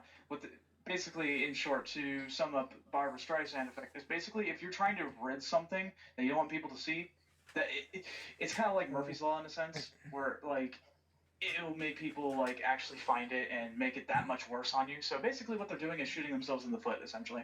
It's kind of like Yeah. Chris Rock when he threw that awful first pitch at that game. Like you can't find it anywhere on the internet. Still. Exactly. So yeah, it's Barbra Streisand effect is what they're doing, and honestly, it's just gonna hurt their public relations even worse. It is. Yeah. Alright. Anyways, one other thing real quick before we move on is that I found out speaking of gaming challenges, somebody is actually reaching from level 1 to 100 in World of Warcraft only using the DDR dance mats. Oh my god. How's that even possible? He's streaming it on Twitch right now. It is actually working. I want to see this. It's Oh amazing. my. Man. It's so far. I think he's reached. I think he's past 70 now. How long has he been playing? I think the latest update I think was 9 days in. What? Yeah. Oh He's been my. on a live stream for 9 days? Not 9 days straight, but Oh, like, it's day 9 of his. Oh, okay. I can understand. Like, how many hours per playthrough is he doing? That I Hey, you know some of them players who play like 50 hours straight and they end up getting up and dying. Yep. Oh So- yeah, like the StarCraft player from South Korea. Yeah. From South Korea, yeah, dude, that was some serious shit right there. Yeah, that'd be... Okay, I don't understand what you're saying. But anyway, though, oh boy, I want to get into this topic. Because, like, Damn it. Some topics on the other big topics. Yeah, I have a couple of game topics actually. Well, what topic was yours? I got a long topic. It's involving the Oscars. And it's Okay, not, because I have 3 gaming topics. 2 small and one's the top 10, and I'll go through it real quick. And I know you want to hear this. all right, let's go through your topics first. Mine's gonna take a while. Mine's gonna Okay, take now the main event. I broke 2 of my personal records. One of them is the paper ball in the NES. Yes, I saw that. I did. And you know what? I went on YouTube try to look up anything. Okay, there is this one who has 644,000, but it's bullshit. Because it was on a Monday, and how he was getting all these newspapers, you run them over the newspapers to get more newspapers. No, not that many spawn on Monday. No. And he was getting so many points for certain things. I'm just like, that makes no fucking sense. That doesn't make It wasn't. Yeah, so my new record is 243,100 points. Oh. Damn, man. Yeah. And I did do a tutorial on Gary's channel on how to do, and I scored 236. So I don't know if I'll be able to break my record ever again. Still. You just don't know. Oh, dude, You never like, know, man. yeah. So there, and I broke. Finally, it just took me multiple tries, and I finally got it. Mike Tyson's Punch Out, Mr. Sandman. Mm-hmm. 2 minutes and 20 seconds. Damn. And Yeah. the way you get this, okay, First phase, you have to get him down around minute 17, and then when phase 2, when he gets back up. Now remember, before the fight, you got to press select to drain half your health, and you got to take 2 intentional left rolling jabs because that sets up for something in a third phase. And then you have to throw a punch, you dodge, hit him in the face, hit him twice in the gut, and do a late right hook that drains more energy. Do the same thing again, and then comes his Dreamland Express, triple uppercuts. And you have to quick dodge, not just dodge, quick dodge all 3, and then you have to get 20 hits on him. The last hit has to be a delayed punch that you can buffer strike to the left, and then come back and hit him in the face. And you have to get him down before minute 56, and I'll explain why. I know it sounds very complicated, but just hear me out here. Because at minute 59, and 1 frame over, if you take a knockdown at 159 and 1 frame over, you will trigger his his Dreamland Express again. And here's the thing with the third phase. He must get the better refill and not give you a delay when he's going to do the Dreamland Express. The Dreamland Express, there's a 3-second and a 9-second delay. It's somewhere luck-based where you have to get the better refill and the 3-second. He gave me both, and then he immediately did the Dreamland. I dodged all 3, and I got it at the 220 mark exactly. And I'm like, thank God, because I'm not doing that bullshit. Oh, man. Sounds like a battle of not just skill, but also circumstance. Yes, and I don't even know if I can be able to break any of my Tyson records ever again. I don't know if I can do it. Still. We'll see what happens, man. You know? I'm serious. Like, remember, with Mike Tyson himself, I've only knocked him down, beat him in the first round twice. That's it. Mm-hmm. Because remember, you have to hit those delayed frame perfect hits, and it's 1/60th of a second. Jesus. And you gotta hit over a dozen of them. Still. Oh, man. So, yep. My records are on Facebook, as you can see. I was so happy because it took me numerous tries, but I took a screenshot of the 220. So, and then I have the top 10. You ready for this? It's the 10 greatest video games of all time. I did this list over almost 2 years ago. Oh boy! And I'm gonna say this right now. I know how people say, it's objective or objective. People are gonna have different lists. However, you cannot complain about my list, because my list is perfect. I know Agreed. It sounds very ego-ish, but hear me out, okay? And here's my honorable mentions. Batman Arkham City, Uncharted 2 Among Thieves, Red Dead Redemption, Grand Theft Auto 5, Super Mario Galaxy, Halo 2, Splinter Cell Chaos Theory, Super Mario Kart, The Legend of Zelda A Link to the Past, Contra, World of Warcraft, Super Mario World, Legend of Zelda, Mega Man 2, Mike Tyson's Punch-Out, Metal Gear Solid, and GoldenEye. Oh my. Mm-hmm. Those are my honorable mentions. Now here is my top 10. Going from 10 to 1.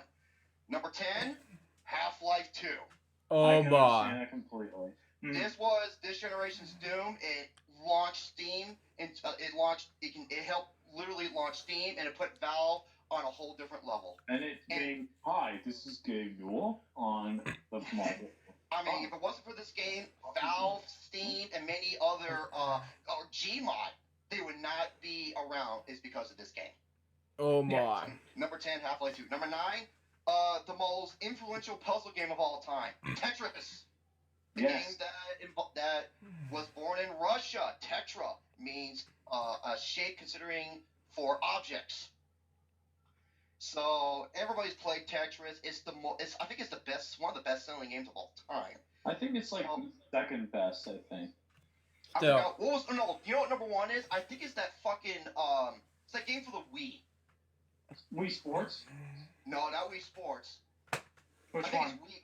Oh my god, it sold so many fucking units. I forgot what it was. I know it's for the Wii game. I think it's Wii Sports or the Wii Games or something, but I'm not sure. I thought it was Wii Sports. Okay, moving on. Number 8. To me, this is the greatest survival horror video game ever made. And even though this may not be the first game to incorporate the over-the-shoulder third-person perspective, this is the game that perfected it. In games like Gears of War, Resident Evil 4. Yes. Oh my. Really? A game that originally came out on the GameCube and then got ported to the PlayStation 2, and it's a fucking excellent port. And there's many other ports, but I have it for the PlayStation 2. I have it for the Wii. I have it for the Wii. Okay, like the PRL 412, believe it or not, that did not debut on the GameCube. It was on the PS2, and I know that the weapon, if you see what the PRL 412 looks like now, it's so overpowered that it's not even it's like it makes the game too easy. It's like it charges up so quickly and it fires homing rails at everything. Unlike in the original, you have to charge it up and it only fires one rail depending on where you're aiming. Still. That's how it should have been because of how powerful it is. Because one hit will kill anything. Mm-hmm. But yeah, Resident Evil 4. What are you buying? What are you selling? I love that game when I use the fucking merchant as rather than that annoying woman in Killing Floor. Oh yeah. Okay. Yep. Number 7, Super Mario 64. Yes. Hell yes. Oh my. This is the first game to incorporate the 3D realm for a Mario game, and it was a huge revolution for that day from that point forward. But it's not the best game on the Nintendo 64. Lucas. Yes. Lucas. What? Listen here, because the best game on the Nintendo 64 is number 6. I know. The Legend of Zelda: The Ocarina of Time.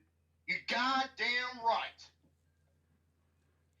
I can understand why people love it, though. Exactly, because it's the best, dude.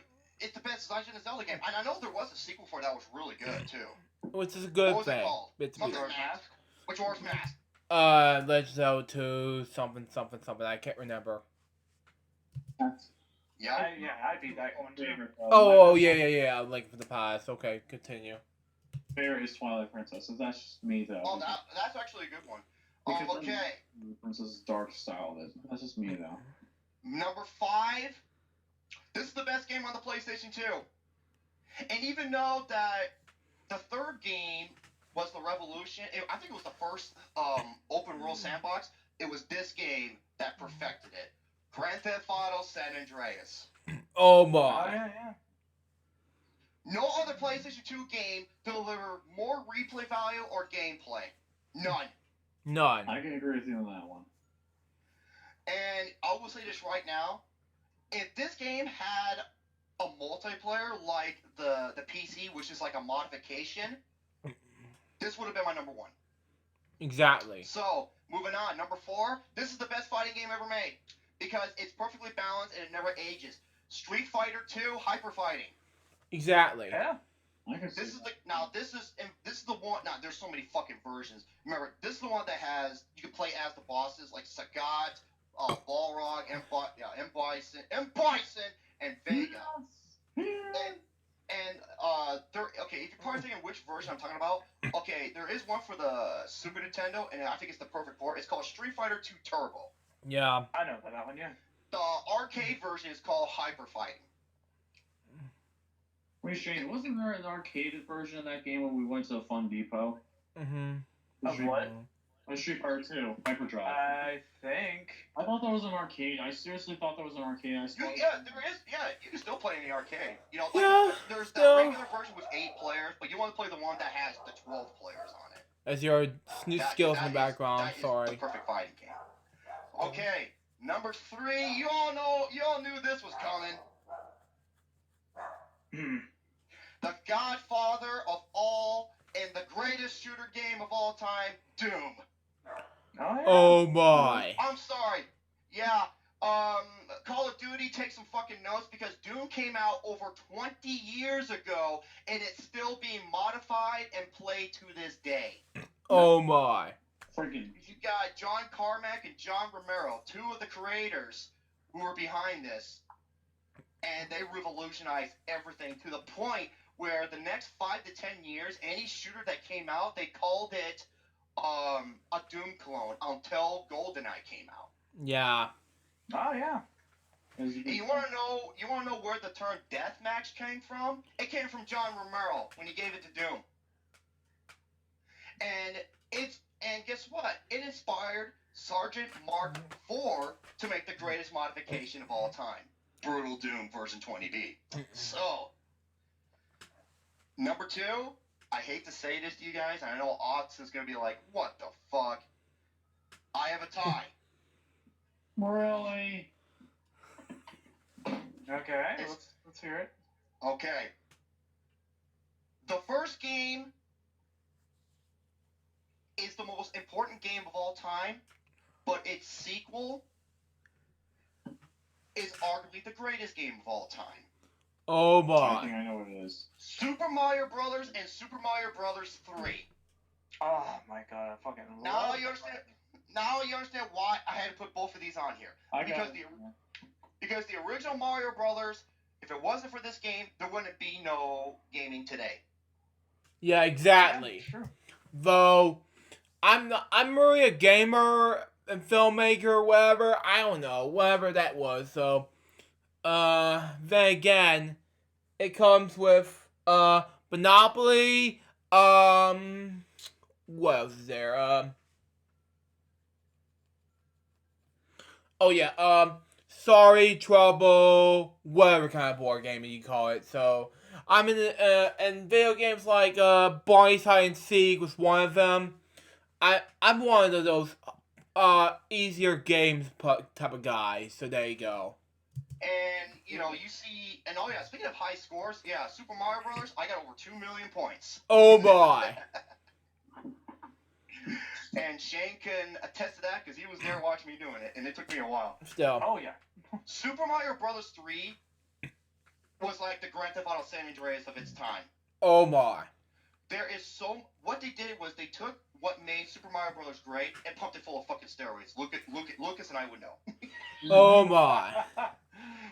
Because oh my god, you got the Tanuki suit. There we go. The one that's my favorite suit in the game. Tanuki. Yeah, Tanuki. Yeah, Gary, Tanuki. Oh boy. The Tanuki. You're Yeah, Gary. Tanuki suit. That's Oh, what fucking Gary. Yeah, he does that. Oh, and by the way, I hate to backtrack, but Doom. Let me tell you something. It's not called Bioforce Gun. It's called the Big Fucking Gun. God damn it. Yeah, but yeah, Super Mario Bros. 3. You got the hammer suit, the Tanuki suit. You got the raccoon suit that makes you fly. You know. That's the dude. You got 8 different levels. Each have their own theme. My favorite theme was the Giant Land. Oh my. Oh yeah, that one. I There's got only- why. There's only one flaw with this game. You're probably thinking, Jerome, how dare you talk bad about Super Mario Bros. 3?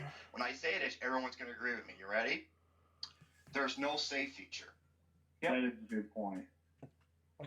But you do have whistles that can take you to many different worlds. Yeah. Yep. Yeah, I saw an ABGN episode about that and say H, E, and L.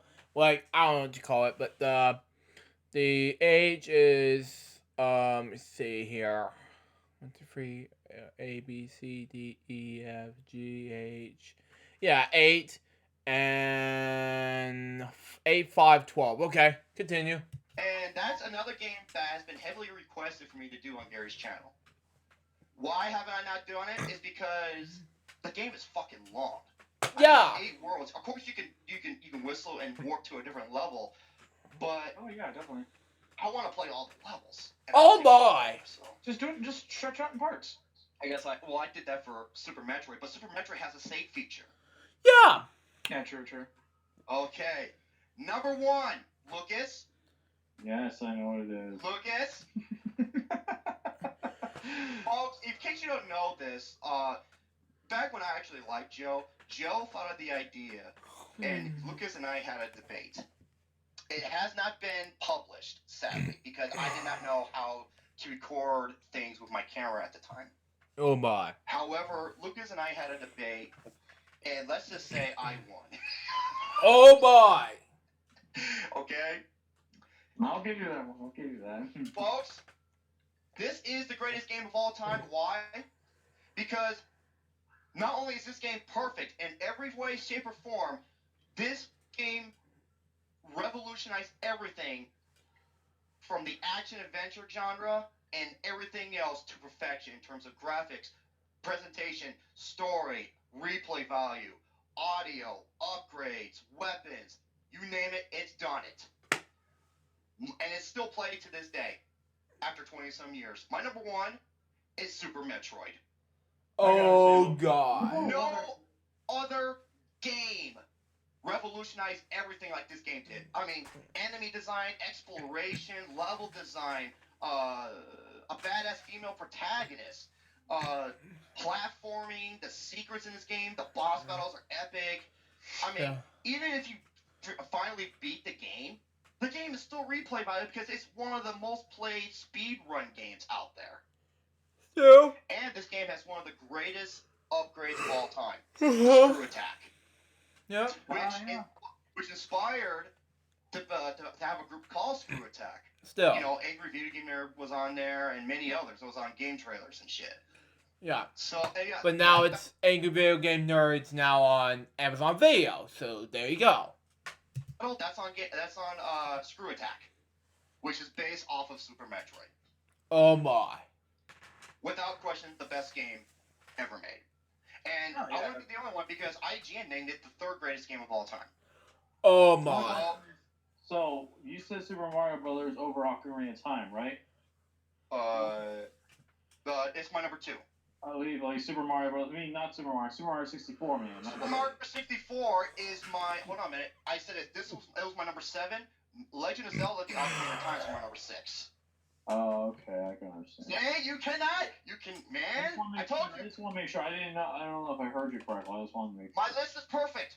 My list is perfect because it covers everything, and it's not one-dimensional. Where like Call of Duty, Black Ops 1, 2, 3, and Black Ops. Wait, no, you don't know what the greatest video game of all time is? Winnie the Pooh: The Great Adventures of Winnie the Pooh. Yeah, Winnie the Pooh is awesome. So. Yeah, it was based off of AMM's book, so it was awesome. I mean, so there you go. It's a great mission, but Black Ops, they're awesome. So there you go. If I saw watch this from high school, but looking back at it, I was like laughing my butt off, saying, "This is not Black Ops. This is Mario Brothers." I'm like laughing my butt off, saying, "Fish don't. That's not." Things like that. Anyway. Oh yeah, Pepsi Man. He was right about that. The frog suit. Yeah.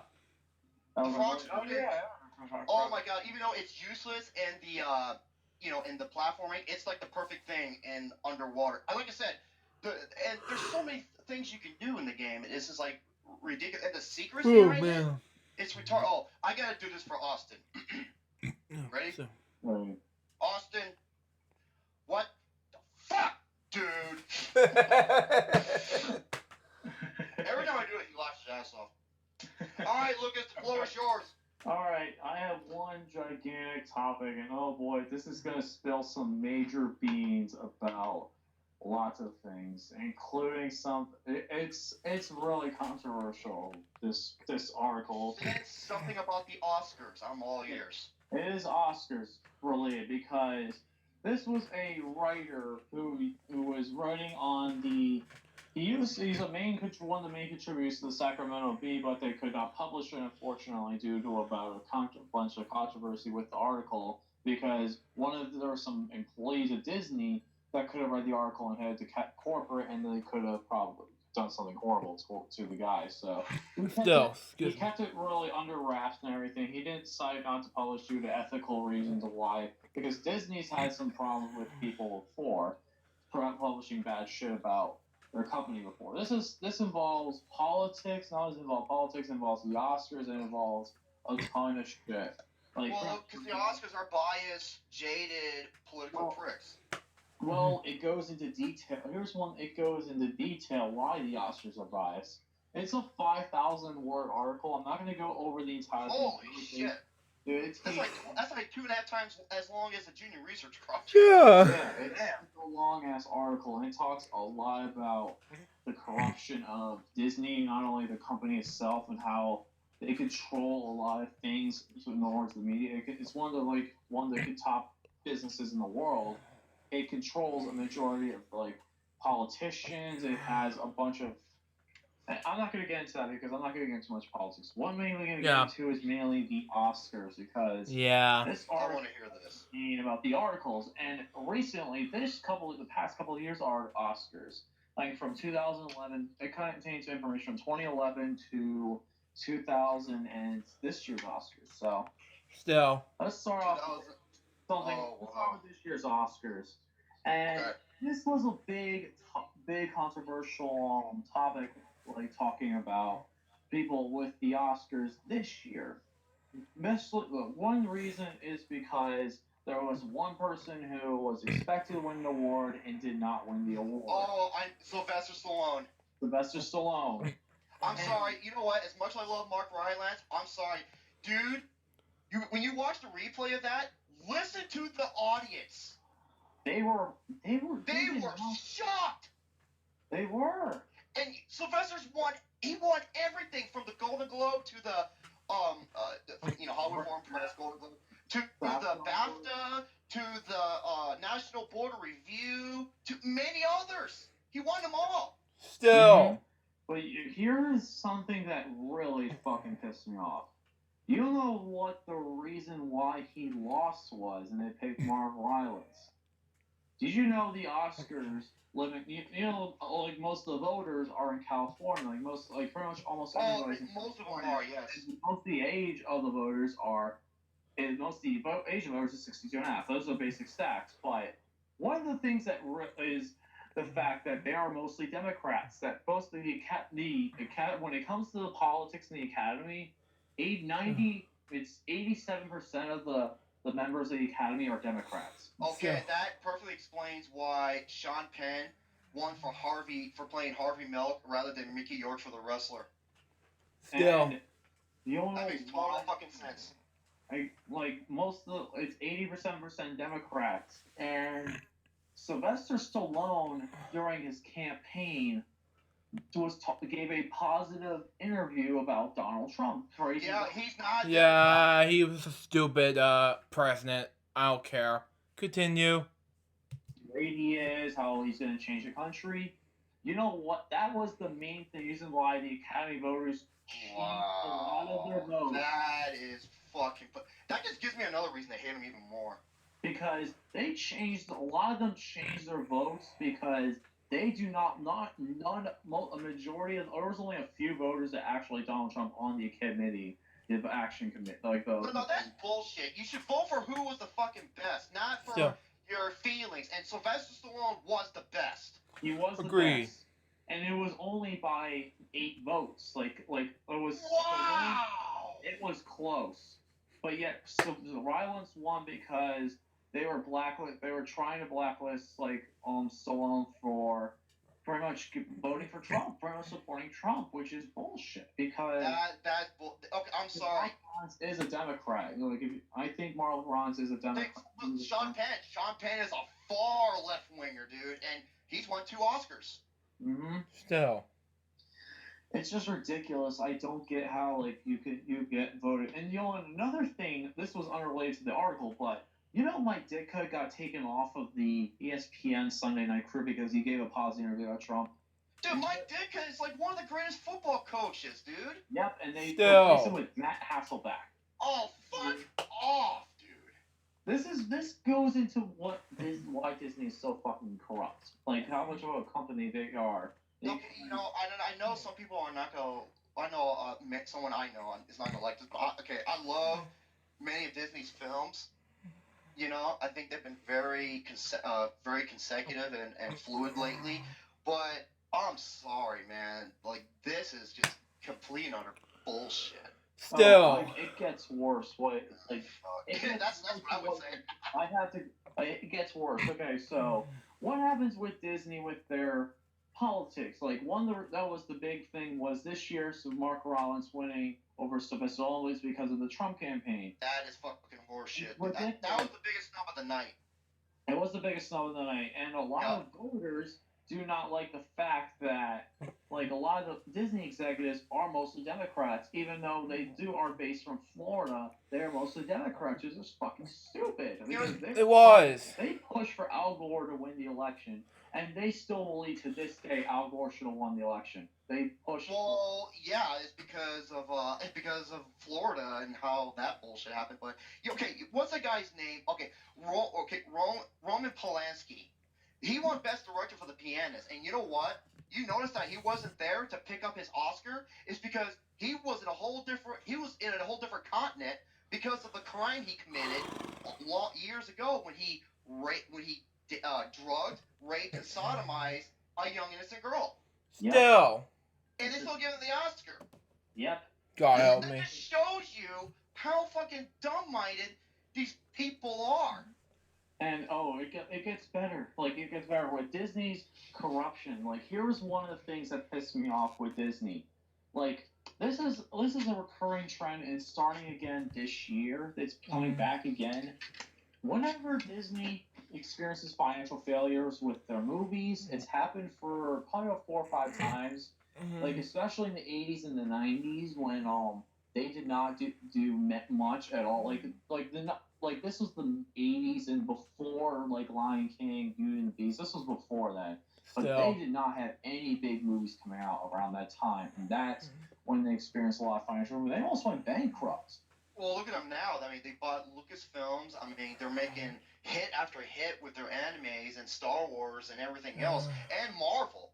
I agree with that. They are a success now, but one of the reasons why they are corrupt is because they keep raising prices. This year, you know they're going to raise prices again this year because Good Dinosaur was a big financial failure.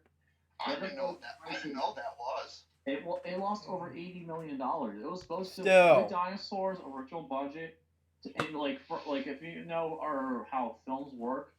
Like films usually have to make twice their budget in order. At least, yes. Good Dinosaur was supposed to be around. If the Good Dinosaur was supposed to be a profit, it should have made around $350 to $400 million. It only made $313.8 million. Still, I don't know. So yeah, it was a big financial failure. They had to take out a crap load of money for that, and they now have to raise prices for everything because one of the things is they're trying to improve the food quality, and they also have to pay the employees, and they have to raise the prices overall exponentially for Disney, which is ridiculous because Disneyland and Disney World are just getting more and more expensive, and it's on less people, which sucks. Still. Because I love Disneyland. I used to go like a few last time I went was like in 2012. It was the Disneyland? $100. Now it's like over $115 for a day pass. Holy shit, I don't remember it being that much. It's ridiculous. That's how it is now, but back in 2011, when I read this, oh my god, I was fucking pissed.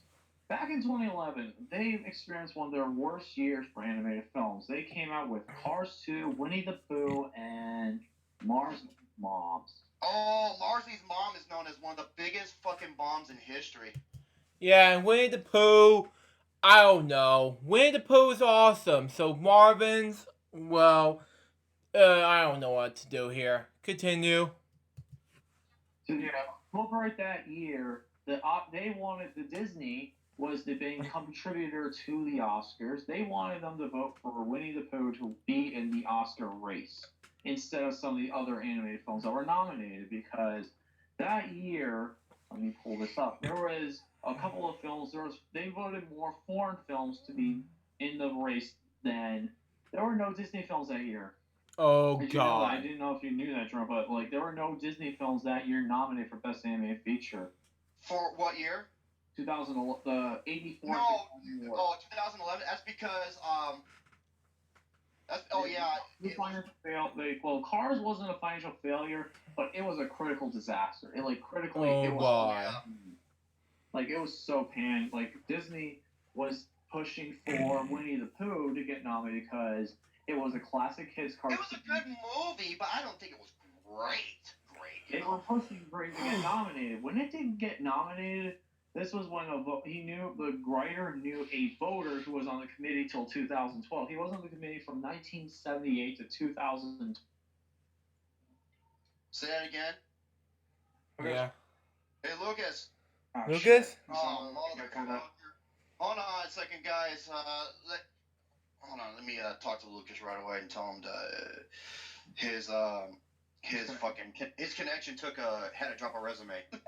Oh God, my. that has stuck now ever since I've said that. Oh, dude, I listened replay of you doing, and I was fucking still laughing. Oh my. I wonder if we're even gonna have time for me to do a small segment on that. Let me see what time it is. Because I know he wants to keep the show within 2 hours. We started around 7:30 ish. Yeah. Well, yeah, like around 10:30 around here. So Come on, Lucas. What the fuck happened? there you go. Firefox completely restarted on me. Yay! Oh, gee. Hey, there's 2 of you down here. Oh, Yeah, shit. there's- Oh, that's Two of strange. them. I don't know why. There could only be one. There could only be one. There you go. Okay, there you go. Anyway, that was completely stupid. Firefox completely restarted me. Anyway, what I was saying, though, is they were completely cursing out the members of the committee for not voting Winnie the Pooh in that year and voting I'm sorry, but I saw better animated films. Actually, 2 of them. They were both on my best of the year list. Rise of the Guardians and Kung Fu Panda 2. They were better. Kung Fu Panda 2 was nominated for that year for Best Animated.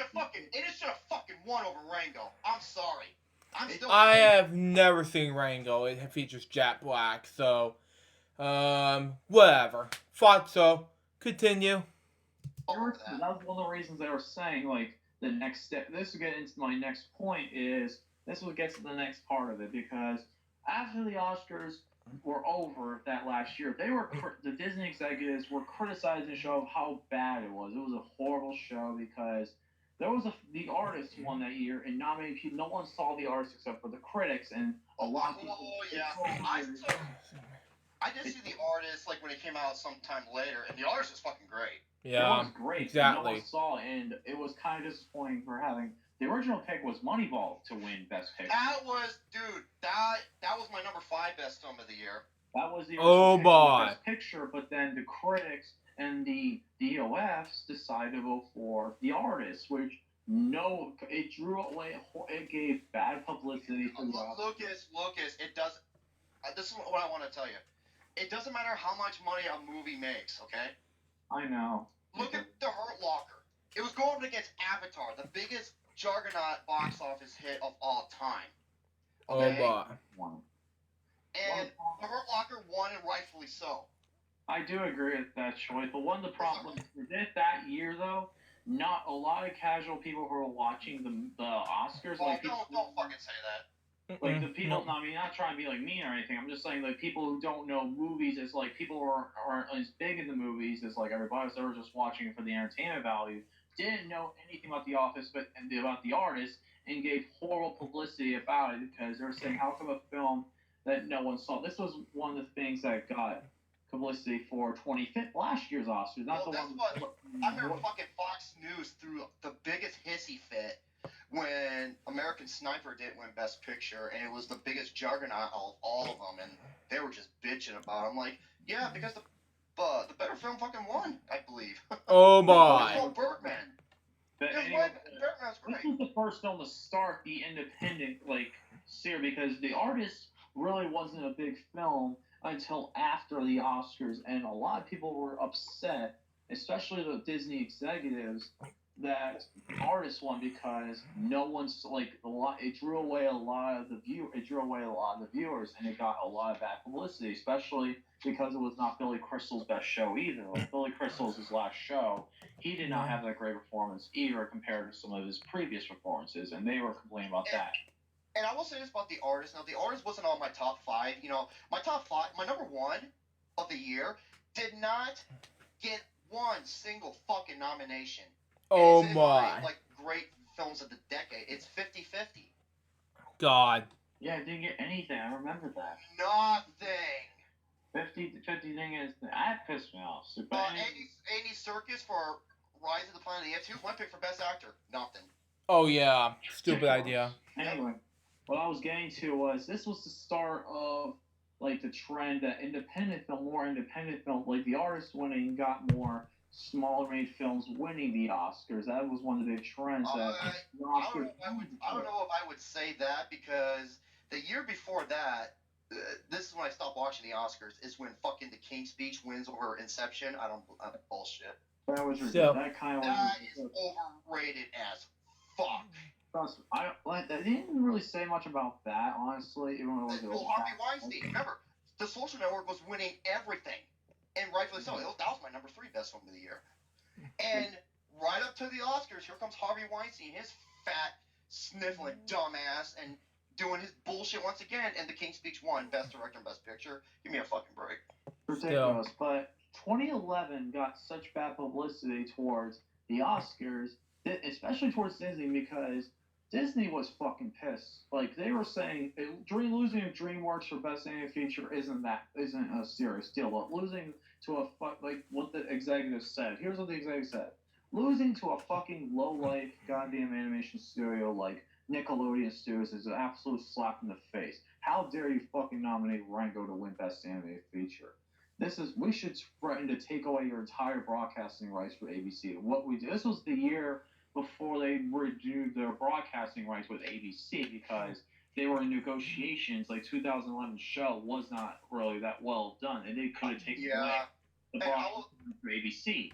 I'll tell you, and ESPN and a bunch of other networks. And Disney could have taken away the Oscars funding. They were threatening away to take out the funding for the Oscars and threatening to take away ABC. So the Oscars. I just want to say this right here. One of my favorite Oscar shows of all time was the 2009 when they had Alec Baldwin and Steve Martin when they were both hosts of the show. That they were the best hosts I've seen in years, and still to this day.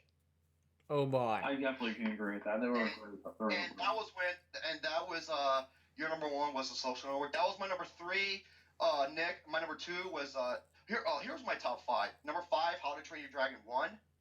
Number 4 was oh my god, this is one of the best crime movies, The Town. The Ben Affleck movie, fucking incredible. Number 3 was The Social Network. My number 2 was Toy Story 3, and my number 1 was Inception. Oh my! That's a great list. Mm-hmm. But anyway, though, getting back to it. Yeah, go ahead. I'm sorry. What Disney though forced the Oscars to do, and the previous president. This is got one of the previous presidents in a lot of trouble, and that's why in the year before last Oscars they had to replace him because it was the president of the Academy was pretty much a lobbyist with Disney, and they were trying to force. It was ridiculous. Like Disney, one of the criteria that Disney had for the Academy for voting for Best Animated Feature from now on was if a Disney film has to be nominated every year for Best Animated Feature, no matter what, no matter the critical reception, as long as it makes a good amount of money, it's getting nominated for Best Animated Feature. So, and for that, if it makes the most money, it will win. If it's a critical reception or if it makes more money, will beat out the best film. Like that's what happened in 2012 because Brave beat out Wreck-It Ralph because that is one of the biggest snubs. But then again, Wreck-It Ralph is Disney Animated Studios. Yeah, still they voted for Brave because it made more money. I'm sorry, dude. I'm sorry. Brave is a good movie. Don't get me wrong, but Wreck-It Ralph, dude. Okay, Wreck-It Ralph was like unlike anything we've ever seen before. That was my number 5 best film of the year. Yeah, Brave, in my opinion, was awesome, especially for Wreck-It Ralph. But that's just me. That was like my number 5. Was Wreck-It Ralph? Top 8. I think it was my top 10. Wreck-It Ralph, but yeah, that's pretty much pissed me off because seriously, money has to be your big thing in order to win. Like really, like money has to be a reason why. Another reason why. This also came out in 24, like the last Oscar before with How to Train Your Dragon and Big Hero 6. They had. Okay. Like I said, Big Hero. I fucking love Big Hero 6. It was my number 8 best film of the year. It was an amazing movie. However, no, dude, I'm gonna say this right now. How to Train Your Dragon 2 is the best animated sequel I've ever fucking seen. It is one I've ever seen in my. It was. I think I was the only one on the face of the planet who had it at number 1. Oh I my. think so. I don't think there might have been another Craig who had. I did not find another one. Really? I mean, it was the most compelling movie I've seen all year. I love How to Train Your Dragon, but losing Big Hero 6 because of money, that's fucking ridiculous. I think Big Hero 6, did it make more money than How to Train Your Dragon? It barely made it. And they said Disney has to win every. Well, one of the criteria was if they don't want to lose funding. No, okay. Even though they, of course, they didn't nominate the Lego movie because the reason is it has to be 100% animated. I'm like, fuck you. There was one sequence that was live action, and there was a reason for it, and it was done so brilliantly. So. It was, but yet the Academy is so goddamn biased, and they really have an issue. Disney has a problem with overfunding everything, and they feel like they have to own anything. That is one of the problems I do have with Disney. Like, they make great animated films, but they have to really stop with just being money greedy motherfuckers. Seriously. Oh, you know what? Austin has a good point.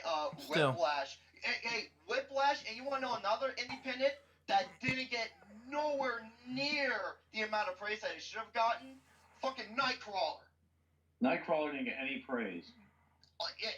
Dude, Jake Gyllenhaal snubbed. Dan Gilroy, his first fucking movie, and he made one of the most intense.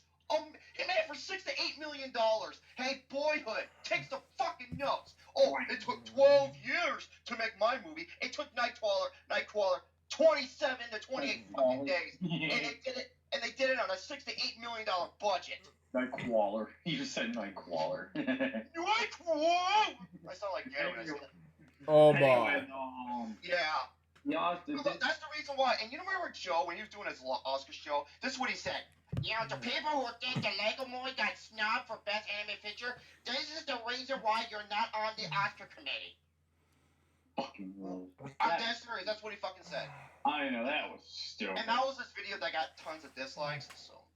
Anyway, though, but Disney, my point of this article is just to raise awareness, though, like, Disney, honestly, here's my issue with you.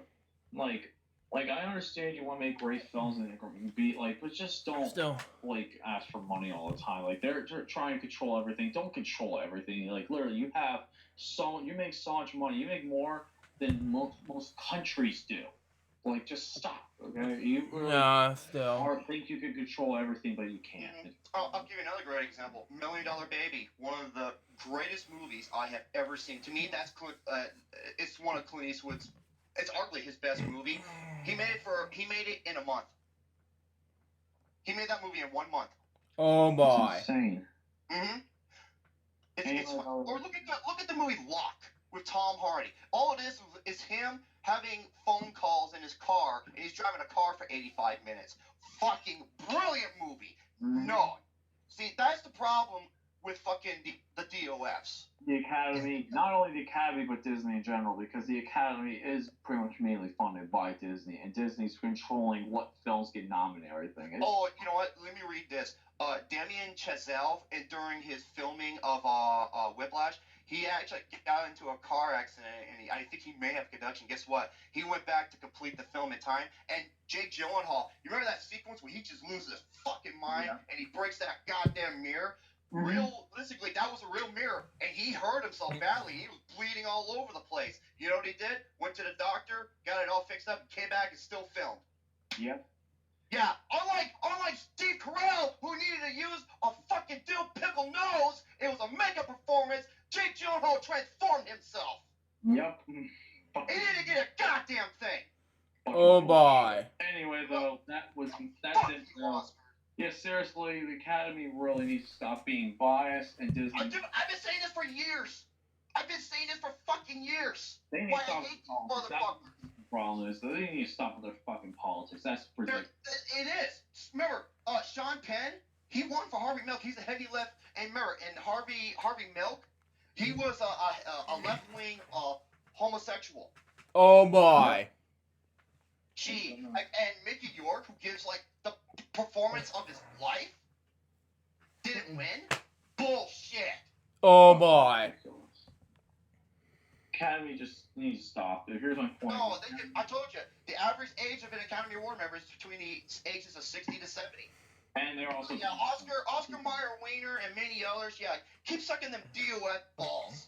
Oh boy. It sucks, because being in California are mostly done. Like, most of the people in California are done. Oh, Austin, I applaud you. Listen to this.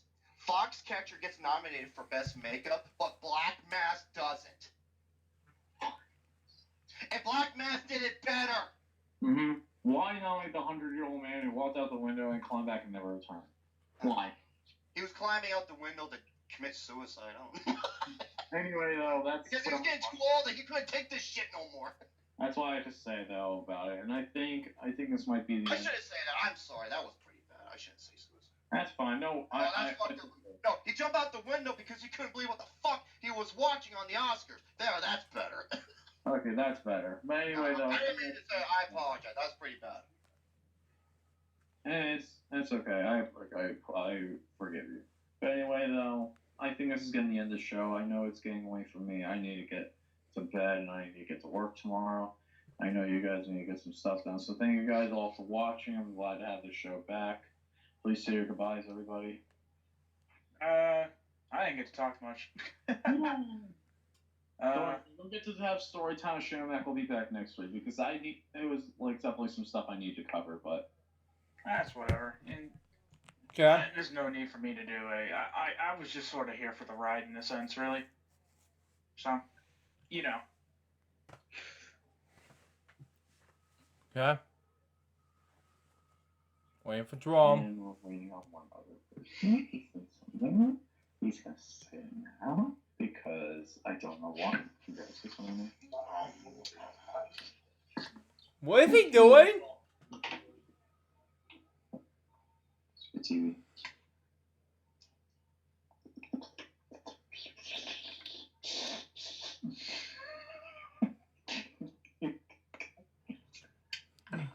Oh, Jesus. Absolutely, thanks so much for allowing me to be a part of this episode of the Painting Game Live Show, episode number 35. Join us for episode 36. Where we will continue on this trend of the Painting Game Live Show, saying goodnight for Mr. LC Muscles and Shadow Man Pimp. That is wrong what Jane Bunny say. Stay tuned for the next show, and once again, motherfuck Alex Proyas in the DOF. Yep, still. Hey, wait, forgot one other person. Hillary Clinton. And Hillary pulled up Oh, no. It doesn't make any sense, but continue. face bitch ass Clinton, who looks like a goddamn grilled cheese sandwich if it was melting. Okay. And fuck boy butt! Thank you guys all so much for watching. We appreciate you guys. Thank you all for watching. We'll see you guys in the next episode. Have a great night. See you later and stay awesome. So that was Pain Game Podcast.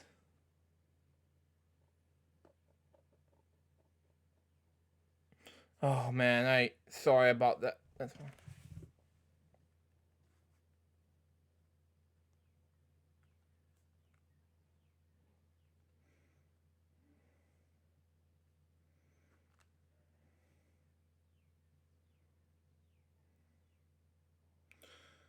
Sorry about that. I was just commenting on a friend of mine named Joel Garrison Newkirk's thing, and he just told me about the Flicks of the Dicks thing. So, anyways, that was LJPCBM Reacts episode 305. What do you think about this episode?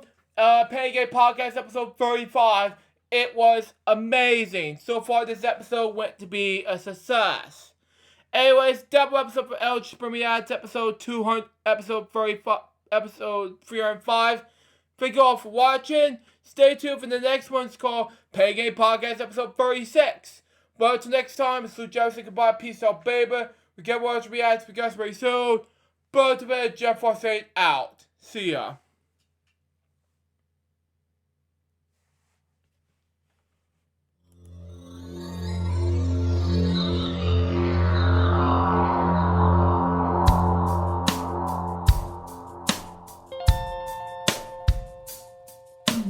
Giving unto me this life I'll never take for granted, and given all the time I failed to really understand it. I never sought to meet the maker of reality, the one who gave the life that which is always happening. But I tried all the time.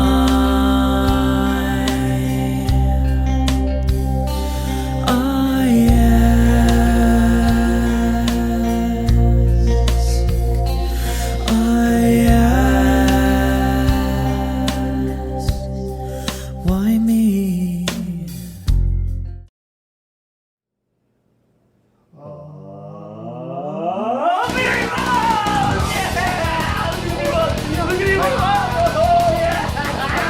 Dude, how many of these things do we own? Over 9,000! Yeah! Check it out, dude. I got Mario. Look, I got two. I got 3. Yeah! Amiibos! Yeah! Go, go, go, go, go, go, go! Ah, come on, get them on!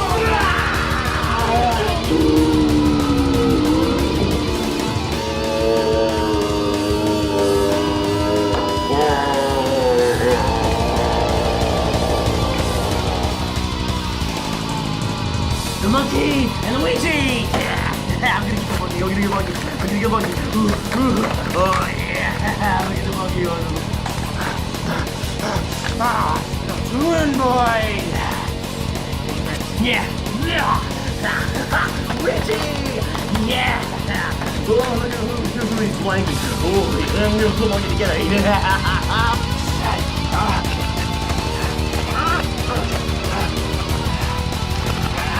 Oh, this one. Yeah. Get him. Oh boy. Oh, look at the fire. Oh, this is so cool. Oh, push it over. Oh, look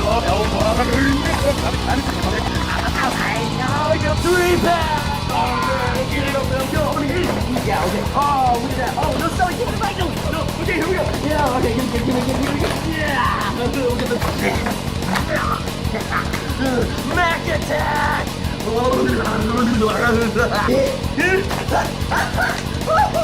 Yeah, alright. Look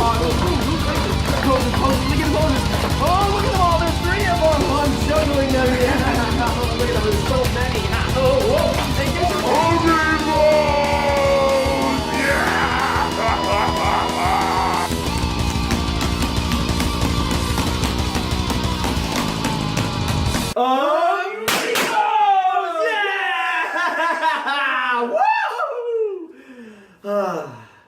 That was good. Yeah. Gotta clean this stuff up now.